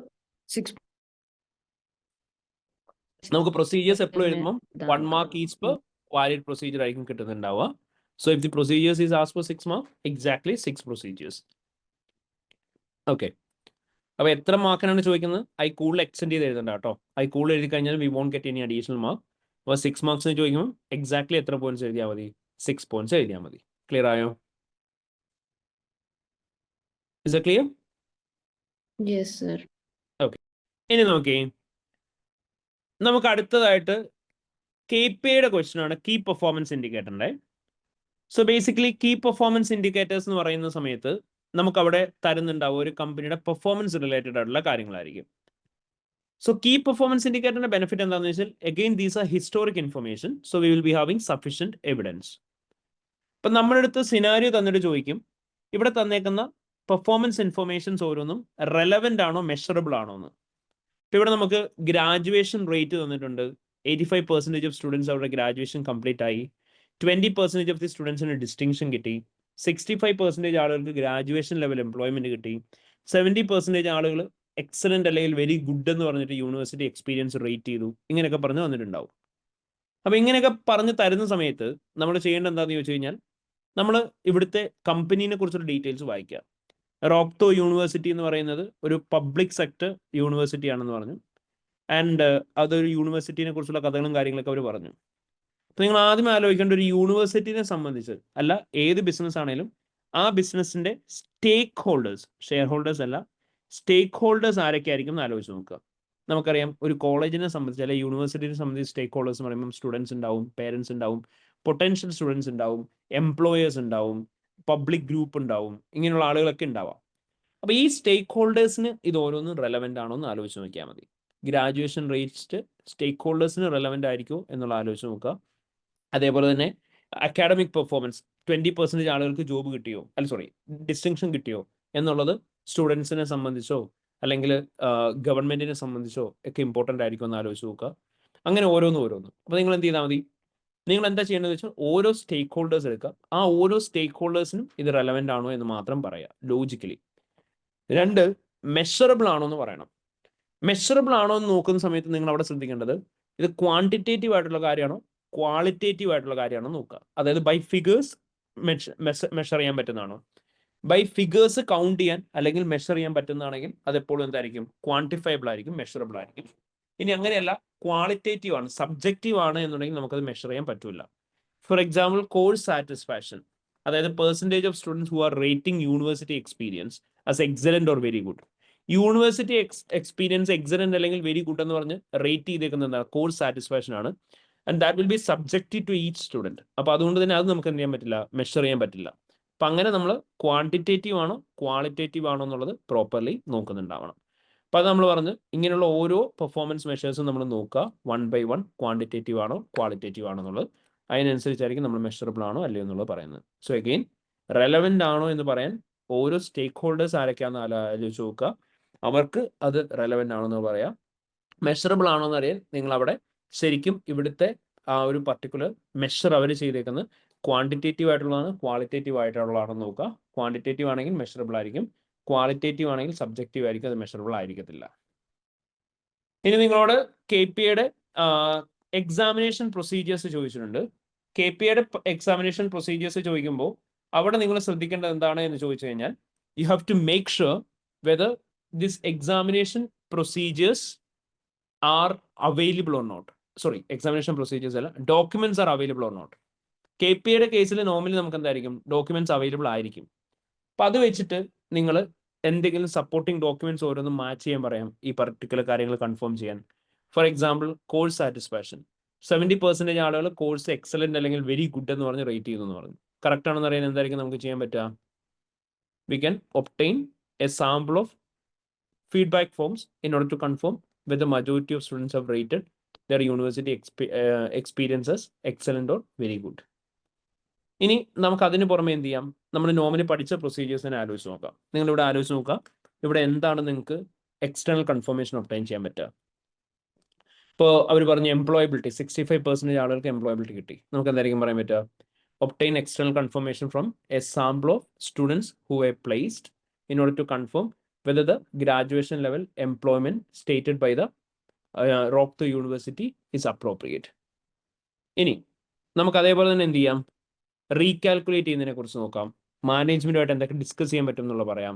ബോർഡ് മിനിറ്റ്സ് നോക്കാൻ പറ്റുമോ എന്നുള്ളത് പറയാം. നമ്മുടെ കമ്പനിയുടെ ഈ പർട്ടിക്കുലർ ഡേറ്റ പ്രയർ ഇയറോ ആയിട്ടോ സപ്പോർട്ടിംഗ് ഡോക്യുമെന്റ്സ് ആയിട്ടോ അല്ലെങ്കിൽ കോമ്പറ്റീറ്ററോ ആയിട്ടോ ഇൻഡസ്ട്രി സ്റ്റാൻഡേർഡ്സ് ഒക്കെ ആയിട്ട് കമ്പയർ ചെയ്യാൻ പറ്റുമോ എന്നുള്ളത് നോക്കാം. എന്തെങ്കിലും മാനേജ്മെന്റിൽ നിന്ന് റെപ്രസെന്റേഷൻ വാങ്ങാനുണ്ടോ എന്ന് നോക്കാം. കറസ്പോണ്ടൻസ് ആരൊക്കെ തമ്മിലുള്ള റിവ്യൂ ചെയ്യാൻ പറ്റും എന്നുള്ളത് നോക്കാം. അങ്ങനെ 1 by 1 ഓരോരോ പ്രൊസീജിയേഴ്സും പറയാം. അപ്പം സിമ്പിളായിട്ട് ലോജിക്കലി നിങ്ങൾ ആലോചിച്ച് നോക്കുക എക്സാമിനേഷൻ പ്രൊസീജിയേഴ്സ്. ലോജിക്കലി മാത്രമേ എക്സാമിനേഷൻ പ്രൊസീജിയേഴ്സ് എഴുതാൻ പറ്റുള്ളൂ. അപ്പോൾ ഒരു സിനാരിയോ എടുത്ത് നിങ്ങൾ പ്രോപ്പർലി സിനാരിയോ ബേസ്ഡ് ആയിട്ട് തന്നെ ആലോചിച്ച് നോക്കുക. ആസ് ആൻ ഓഡിറ്റർ ആ ഒരു കേസ് നിങ്ങൾക്ക് എന്തായിരിക്കും പ്രൊസീജിയേഴ്സ് ചെയ്യാൻ പറ്റുന്നതെന്ന്. മനസ്സിലായോ? Is a clear everyone? Okay, നമ്മൾ ഇതിന് 3 ക്വസ്റ്റ്യൻ ആയിരുന്നു കിറ്റിലുണ്ടായിരുന്നു. 3 ക്വസ്റ്റ്യൻസ് നമ്മൾ റഫ്ലി പോയതായിരുന്നു. ഒരെണ്ണം നമ്മളിപ്പോൾ കണ്ട കണ്ടിൻസ്കി എന്ന് പറയുന്നതായിരുന്നു. രണ്ടാമത് നമുക്കുണ്ടായിരുന്നത് ന്യൂമാൻ എന്ന് പറയുന്ന ക്വസ്റ്റ്യൻ ആയിരുന്നു, which is about A fast jet company. അവിടെ എൻറ്റയർലി ഡിഫറെൻ്റ് ആയിട്ട് ഒരു എയർലൈൻ കമ്പനിയായിട്ട് റിലേറ്റ് ചെയ്തുള്ള പെർഫോമൻസിനെ കുറിച്ചായിരുന്നു പറഞ്ഞിട്ടുണ്ടായിരുന്നത്. ഇനി ഇതിന് പുറമെ നമുക്ക് വേറൊരു ക്വസ്റ്റ്യൻ ഉണ്ടായിരുന്നു, മൂസ്വുഡ് ഹോസ്പിറ്റൽ. ആ മൂസ്വുഡ് ഹോസ്പിറ്റലിൻ്റെ അകത്ത് നമ്മളോട് പറഞ്ഞിട്ടുണ്ടായിരുന്നത് ഹോസ്പിറ്റലിനെ കുറിച്ചായിരുന്നു. ഇവരുടെ പെർഫോമൻസ് ഒബ്ജക്റ്റീവ് എൻറ്റയർലി ഡിഫറെൻ്റ് ആണ്. ഇവർ പറഞ്ഞേക്കുന്നത് 6 പേഷ്യൻറ്റിന് ഒരു നേഴ്സ് വെച്ചിട്ട് വേണം, 75% സർജിക്കൽ റൂം അവർ യൂസ് ചെയ്തിട്ടുണ്ടാവണം, ഒരു പേഷ്യൻ്റ് ഒരു അസുഖമായിട്ട് ആശുപത്രിയിൽ വന്നു കഴിഞ്ഞാൽ വിത്തിൻ 21 ഡേയ്സിനുള്ളിൽ സെയിം ഡിസീസുമായിട്ട് റീവിസിറ്റ് ചെയ്യാൻ പാടില്ല, അങ്ങനെ വിസിറ്റ് ചെയ്യുന്നവരുടെ എണ്ണം 3% താഴെ ആയിരിക്കണം എന്ന് പറഞ്ഞു. അപ്പോൾ ഇതെങ്ങനെ കൺഫേം ചെയ്യാമെന്ന് വേണം നമ്മൾ ആലോചിച്ച് നോക്കാൻ. അപ്പം specifically based on scenario logically ആലോചിച്ച് നോക്കുക. അങ്ങനെ മാത്രമായിരിക്കും കീ പെർഫോമൻസ് ഇൻഡിക്കേറ്റേഴ്സിൻ്റെ ക്വസ്റ്റ്യൻസ് ചെയ്യുന്നുണ്ടാവുക. Is a clear? ക്ലിയർ ആണോ മക്കളെ എല്ലാവർക്കും? Yes, sir. ഓക്കെ. ഇനി KPIയും PFIയും സെയിം ആണോ? അല്ല, രണ്ടും എൻറ്റയർലി ഡിഫറെൻ്റ് ആണ്. ശരിയല്ലേ? സോ PFI എന്ന് പറഞ്ഞാൽ എന്തായിരുന്നു? പ്രോസ്പെക്റ്റീവ് ഫിനാൻഷ്യൽ ഇൻഫർമേഷൻ ആണ്. KPI എന്ന് പറഞ്ഞാൽ എന്തായിരുന്നു? Key performance indicator. സോ രണ്ടും തമ്മിലുള്ള ഏറ്റവും പ്രധാന വ്യത്യാസം എന്ന് പറഞ്ഞാൽ എന്തായിരുന്നു? KPI historical data. Yes. PFI Forecast. Exactly. So that is a major difference here. So KPI എന്ന് പറഞ്ഞു കഴിഞ്ഞാൽ ഹിസ്റ്റോറിക് ഫിനാൻഷ്യൽ ഇൻഫർമേഷൻ ആണ്. അതുകൊണ്ട് തന്നെ നമുക്ക് ഡെഫിനറ്റ്ലി എന്തുണ്ടാവും അവിടെ? എവിഡൻസുകൾ അവൈലബിൾ ആയിരിക്കും. അതേ സ്ഥാനത്ത് PFI എന്ന് പറയുന്ന സമയത്ത് എന്തായിരിക്കും? ഹിസ്റ്റോറിക്കൽ ഇൻഫർമേഷൻ അല്ല, ഫ്യൂച്ചറിൽ സംഭവിക്കാൻ പോകുന്ന കാര്യങ്ങളാണ്, സംഭവിച്ച കാര്യങ്ങളല്ല. ഫ്യൂച്ചറിൽ സംഭവിക്കാൻ പോകുന്ന കാര്യങ്ങളായതുകൊണ്ട് തന്നെ നമുക്ക് അവിടെ എവിഡൻസുകൾ അവൈലബിൾ ആയിരിക്കുമോ? ഇല്ല, എവിഡൻസുകൾ അവൈലബിൾ ആയിരിക്കത്തില്ല. അതുകൊണ്ട് തന്നെ നമുക്ക് ഒരുപാട് പ്രൊസീജിയേഴ്സ് ചെയ്യാനുണ്ടാവില്ല PFI ആയിട്ട് റിലേറ്റ് ചെയ്ത്. PFIയുടെ എക്സാമിനേഴ്സ് കമന്റ് നമ്മൾ കണ്ടിരുന്നു, അല്ലെങ്കിൽ നമുക്കറിയാം ഒരു പ്രോസ്പെക്റ്റീവ് ഫിനാൻഷ്യൽ ഇൻഫർമേഷന്റെ കേസിൽ നമുക്ക് ഏറ്റവും കൂടുതലായിട്ട് അല്ലെങ്കിൽ ഏറ്റവും മെയിൻ ആയിട്ട് ചെയ്യുന്ന പ്രൊസീജിയർ എന്ന് പറഞ്ഞാൽ എന്തൊക്കെയായിരിക്കും? It will be analytical procedure and enquiry. Analytical പ്രൊസീജിയറും എൻക്വയറി ആയിരിക്കും. മനസ്സിലായോ? Okay, analytical procedures and enquiry മാത്രമായിരിക്കും അവിടെ ചെയ്യാൻ പറ്റുന്നുണ്ടാവുക. അല്ലാണ്ട് നമുക്ക് ഡോക്യുമെന്റ് വെരിഫിക്കേഷനോ കാര്യങ്ങളോ ഒന്നും ചെയ്യാൻ പറ്റില്ല PFIയുടെ എൻഗേജ്മെന്റ്സ് ചെയ്യുന്ന സമയത്ത്. മനസ്സിലായോ? Is it clear everyone? Yes, sir. Yes, sir. Okay, fine. ഇനി നമ്മളവിടെ പ്രത്യേകം ശ്രദ്ധിക്കേണ്ട ഒരു കാര്യം എന്താണെന്ന് ചോദിച്ചു കഴിഞ്ഞാൽ, നമ്മളവിടെ പറഞ്ഞു ജനറൽ പ്രൊസീജിയേഴ്സ് നമുക്ക് പെർഫോം ചെയ്യാനായിട്ടുള്ള ഓപ്ഷൻ ഉണ്ടാവും. അതേപോലെ തന്നെ നമുക്ക് സ്പെസിഫിക് ആയിട്ടുള്ള എൻഗേജ്മെന്റ്സും പെർഫോം ചെയ്യാം, അതായത് സ്പെസിഫിക് പ്രൊസീജിയേഴ്സും പെർഫോം ചെയ്യാം. സോ ബേസിക്കലി നമ്മളവിടെ എപ്പോഴും പ്രൈമറി ഇമ്പോർട്ടൻസ് കൊടുക്കേണ്ടത് എന്തിനു വേണ്ടിയിട്ടായിരിക്കണം? സ്പെസിഫിക് പ്രൊസീജിയേഴ്സിന് വേണ്ടിയിട്ടായിരിക്കണം. ജനറൽ ആയിട്ടുള്ളത് നിങ്ങൾക്ക് യൂസ് ചെയ്യാം. ഇപ്പം ബാക്കിൽ റിവിഷൻ കിറ്റിലെ ആൻസർ ഒക്കെ കണ്ടു കഴിഞ്ഞാൽ ഏറ്റവും കൂടുതൽ ഉണ്ടാവുക ജനറൽ ആയിട്ടുള്ള പ്രൊസീജിയേഴ്സ് ആയിരിക്കും. പക്ഷെ എക്സാമിനർ സ്പെസിഫിക്കലി നമ്മളോട് പറഞ്ഞിട്ടുണ്ട് നമ്മൾ എന്ത് പ്രൊസീജിയേഴ്സ് എഴുതാനായിട്ട്? സ്പെസിഫിക് പ്രൊസീജിയേഴ്സ് എഴുതാൻ. അപ്പോൾ നമ്മൾ സ്പെസിഫിക് പ്രൊസീജിയേഴ്സിന് മേലെ തന്നെ കൂടുതൽ ഫോക്കസ് ചെയ്യുന്നുണ്ടാവണം. ഓക്കെ, അപ്പം ജനറലായിട്ട് നമുക്ക് ചെയ്യാൻ പറ്റും എന്ന് പറഞ്ഞേക്കുന്ന പ്രൊസീജിയേഴ്സ് ആണ് ഇത് ഓരോന്നും. അതായത് നമുക്ക് ഫോർകാസ്റ്റ് ഫിനാൻഷ്യൽ സ്റ്റേറ്റ്മെന്റ്സ് റീകാൽക്കുലേറ്റ് ചെയ്യാൻ പറയാം. അക്കൗണ്ടിങ് പോളിസീസ് എന്താണോ നമ്മൾ ഫിനാൻഷ്യൽ സ്റ്റേറ്റ്മെന്റ്സ് പ്രിപ്പയർ ചെയ്യാൻ യൂസ് ചെയ്തേക്കുന്നത് അത് തന്നെയാണ് ഫോർകാസ്റ്റിന് യൂസ് ചെയ്തേക്കുന്നത് കൺഫേം ചെയ്യാൻ പറയാം. പ്രയർ ഇയറിലെ ആക്ച്വലും ബഡ്ജറ്റും തമ്മിൽ കമ്പയർ ചെയ്യാൻ പറയാം. സിഗ്നിഫിക്കൻറ്റ് ഡിഫറൻസ് പ്രയർ ഇയറിൽ ഉണ്ടായിരുന്നോ, അത് ഈ പ്രാവശ്യം വരുമോ എന്നറിയാൻ. അനലിറ്റിക്കൽ പ്രൊസീജിയേഴ്സ് പെർഫോം ചെയ്യാൻ പറയാം. ദെൻ ഓഡിറ്ററിന്റെ നോളജ് ഓഫ് ബിസിനസ്സും അതേപോലെ തന്നെ റെലവെന്റ് എക്സ്റ്റേണൽ ഫാക്ടേഴ്സിന്റെയും ബേസിസ് തന്നെയാണോ കമ്പനി ഫിനാൻഷ്യൽസ് പ്രിപ്പയർ ചെയ്തേക്കുന്നത് നോക്കാം. ഇങ്ങനെയുള്ള ജനറൽ പോയിന്റ്സ് ഒക്കെ പറയാം. ബട്ട് നിങ്ങൾ എപ്പോഴും പറയേണ്ടത് എന്തായിരിക്കണം? സ്പെസിഫിക് പോയിന്റ്സ് ആയിരിക്കണം. അവിടെ കൂടുതലും ഫോക്കസ് ചെയ്യേണ്ടത് ഇപ്പോൾ കമ്പനിയുടെ റവന്യൂ കൂടിയിട്ടുണ്ടോ എന്ന് നോക്കുക. ഇപ്പോൾ സേ ഫോർ എക്സാമ്പിൾ നമ്മൾ ക്വസ്റ്റ്യൻസ് കുറേ ചെയ്തിട്ടുണ്ടായി. അതിൻ്റെ അകത്ത് തന്നെ നമ്മൾ ഏറ്റവും ഇമ്പോർട്ടൻ്റ്ലി ചെയ്തൊരു ക്വസ്റ്റ്യൻ ആയിരുന്നു വോട്ടേഴ്സ് എന്ന് പറയുന്ന question.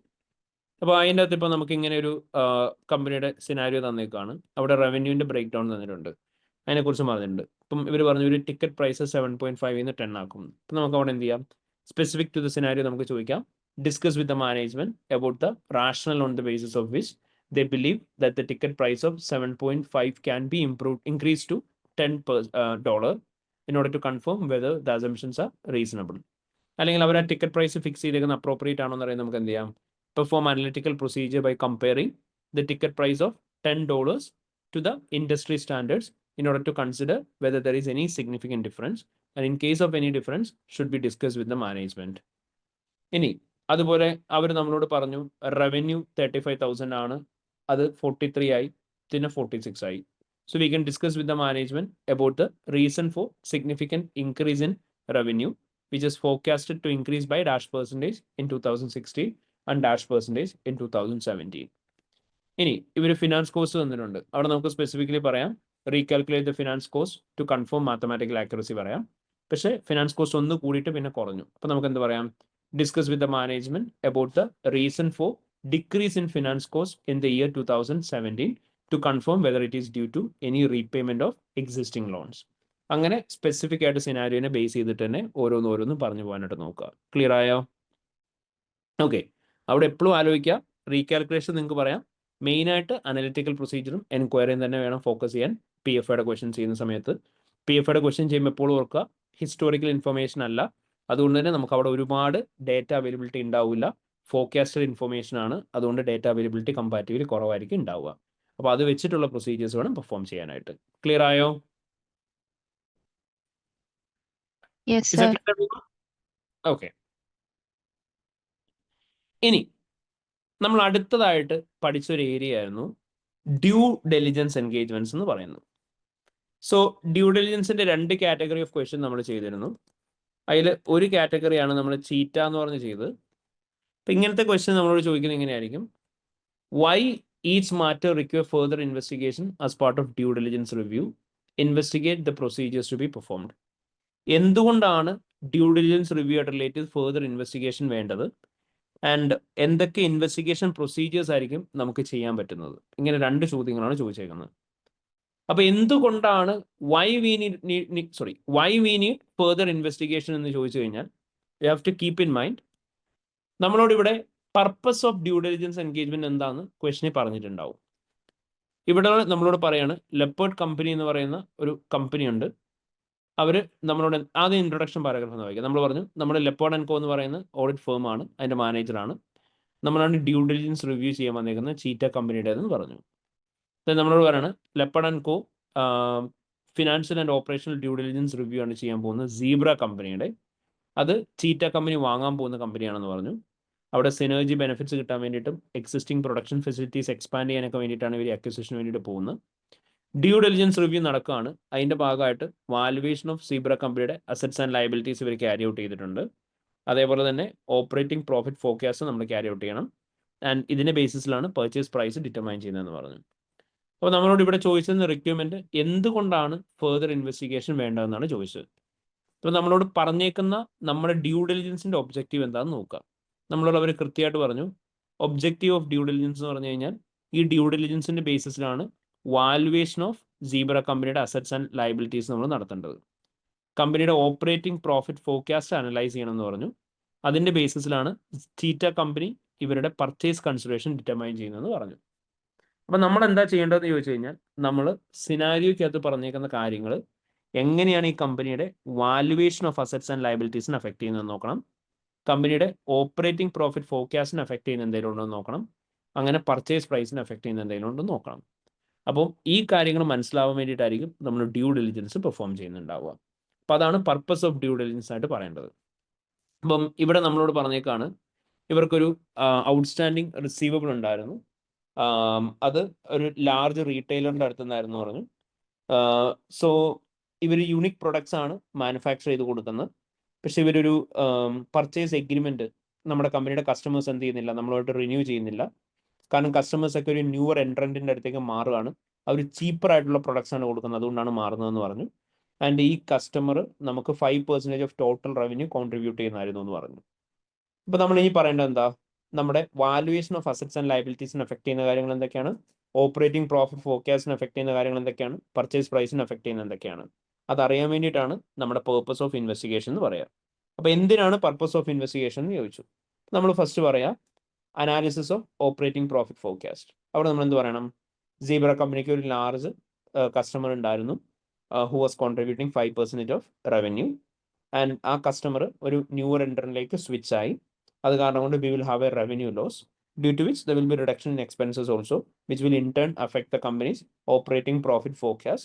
So purchase price will be determined on the basis of the operating profit forecast of the company. അതുകൊണ്ട് we need to have further investigation. അതായിരിക്കും അവിടെ പറയുന്നത്. രണ്ടാമത് നമ്മൾ പറയേണ്ടത് എന്താ? Valuation of assets and liabilities. അവിടെ നമ്മൾ പറയാം ചീറ്റ കമ്പനി കസ്റ്റമർ സീബ്ര കമ്പനിയുടെ കസ്റ്റമർ പുതിയ എൻട്രൻറ്റിലേക്ക് മാറിയോണ്ട് തന്നെ എക്സിസ്റ്റിംഗ് പ്രൊഡക്ഷൻ ഫെസിലിറ്റീസിൻ്റെ അകത്ത് ഇവർക്ക് വേണ്ടിയിട്ടുള്ള അസറ്റ്സ് ഒക്കെ ഇരിപ്പുണ്ടാവും, സ്പെസിഫിക് ഇൻവെന്ററി മാനുഫാക്ചർ ചെയ്യാൻ. ആ അസറ്റ്സിൻ്റെ ഒക്കെ വാല്യൂ എന്താവും? റെഡ്യൂസ് ആവും, കാരണം ഇംപേയ്മെന്റ് വരും. ഇനി അസറ്റിന്റെ NRV എന്തായിരിക്കും? കുറവായിരിക്കും, അല്ലെങ്കിൽ വാല്യൂ ഇൻ യൂസ് കുറവായിരിക്കും. അതുകൊണ്ട് തന്നെ നമ്മൾ അസറ്റിന്റെ വാല്യൂ ഇമ്പയർ ചെയ്യണം, which will affect the net assets of the company.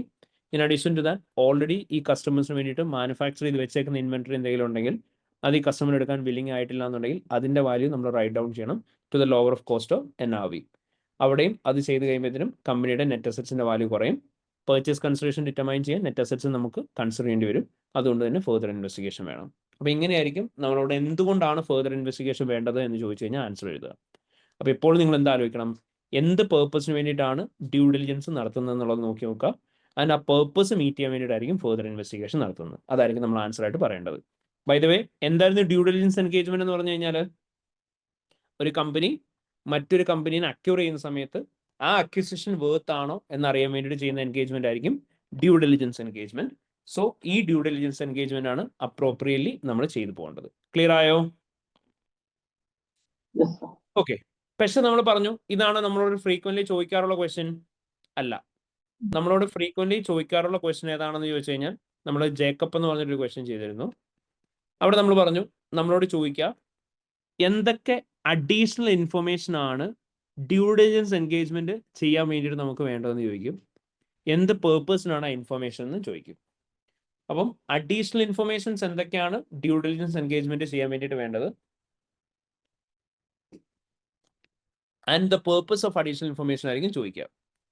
So ഇങ്ങനെയുള്ള ക്വസ്റ്റ്യൻസ് വരുന്ന സമയത്ത് നിങ്ങൾ എന്താ ചെയ്യേണ്ടതെന്ന് ചോദിച്ചു കഴിഞ്ഞാൽ ആദ്യം കമ്പനിയുടെ ബാക്ക്ഗ്രൗണ്ട് ഇൻഫർമേഷൻ വായിച്ച് മനസ്സിലാക്കുക. നമ്മളോട് ഇവിടെ പറഞ്ഞിട്ടുണ്ട് ജേക്കബ് കമ്പനി എന്ന് പറയുന്നത് ഓഡിറ്റ് ക്ലയന്റ് ആണ് നമ്മുടെ ഫേമിന്റെ. ജേക്കബ് കമ്പനി ഒരു ലാർജ് പ്രൈവറ്റ്ലി ഓൺഡ് കമ്പനിയാണെന്ന് പറഞ്ഞു.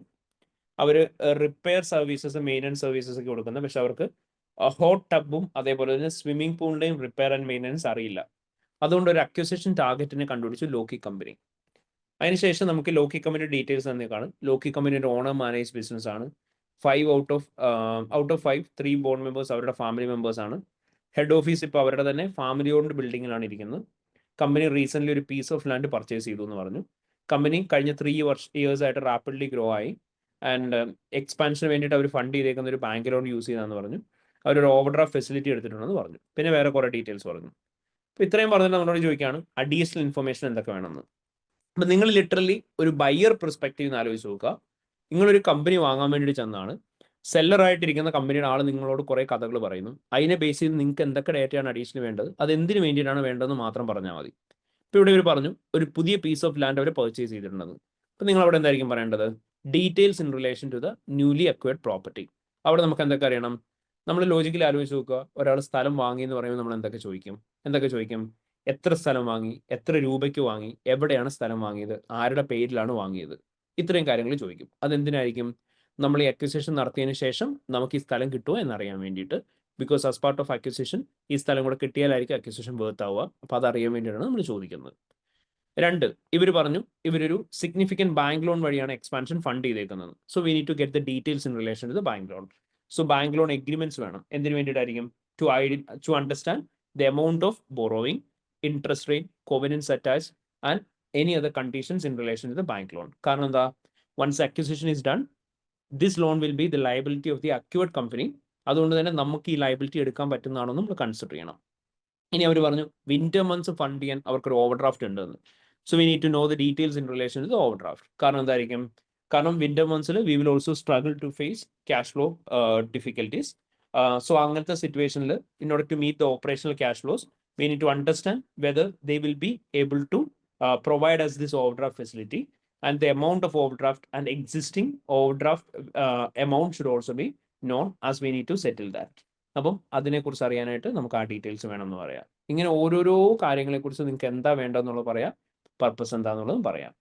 എസ്പെഷ്യലി അവിടെ മക്കളെ നിങ്ങൾ ശ്രദ്ധിക്കേണ്ടത്, ഞാൻ നിങ്ങളോട് പറഞ്ഞിരുന്നു കുറച്ച് ഡേറ്റ ഉണ്ട് എല്ലാ കേസിലും നിങ്ങൾക്ക് യൂസ് ചെയ്യാൻ പറ്റുന്നത്.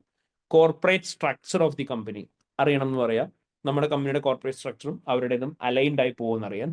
Then you can ask the prior year audited financial statements to understand the actual financial results of the company in the previous year.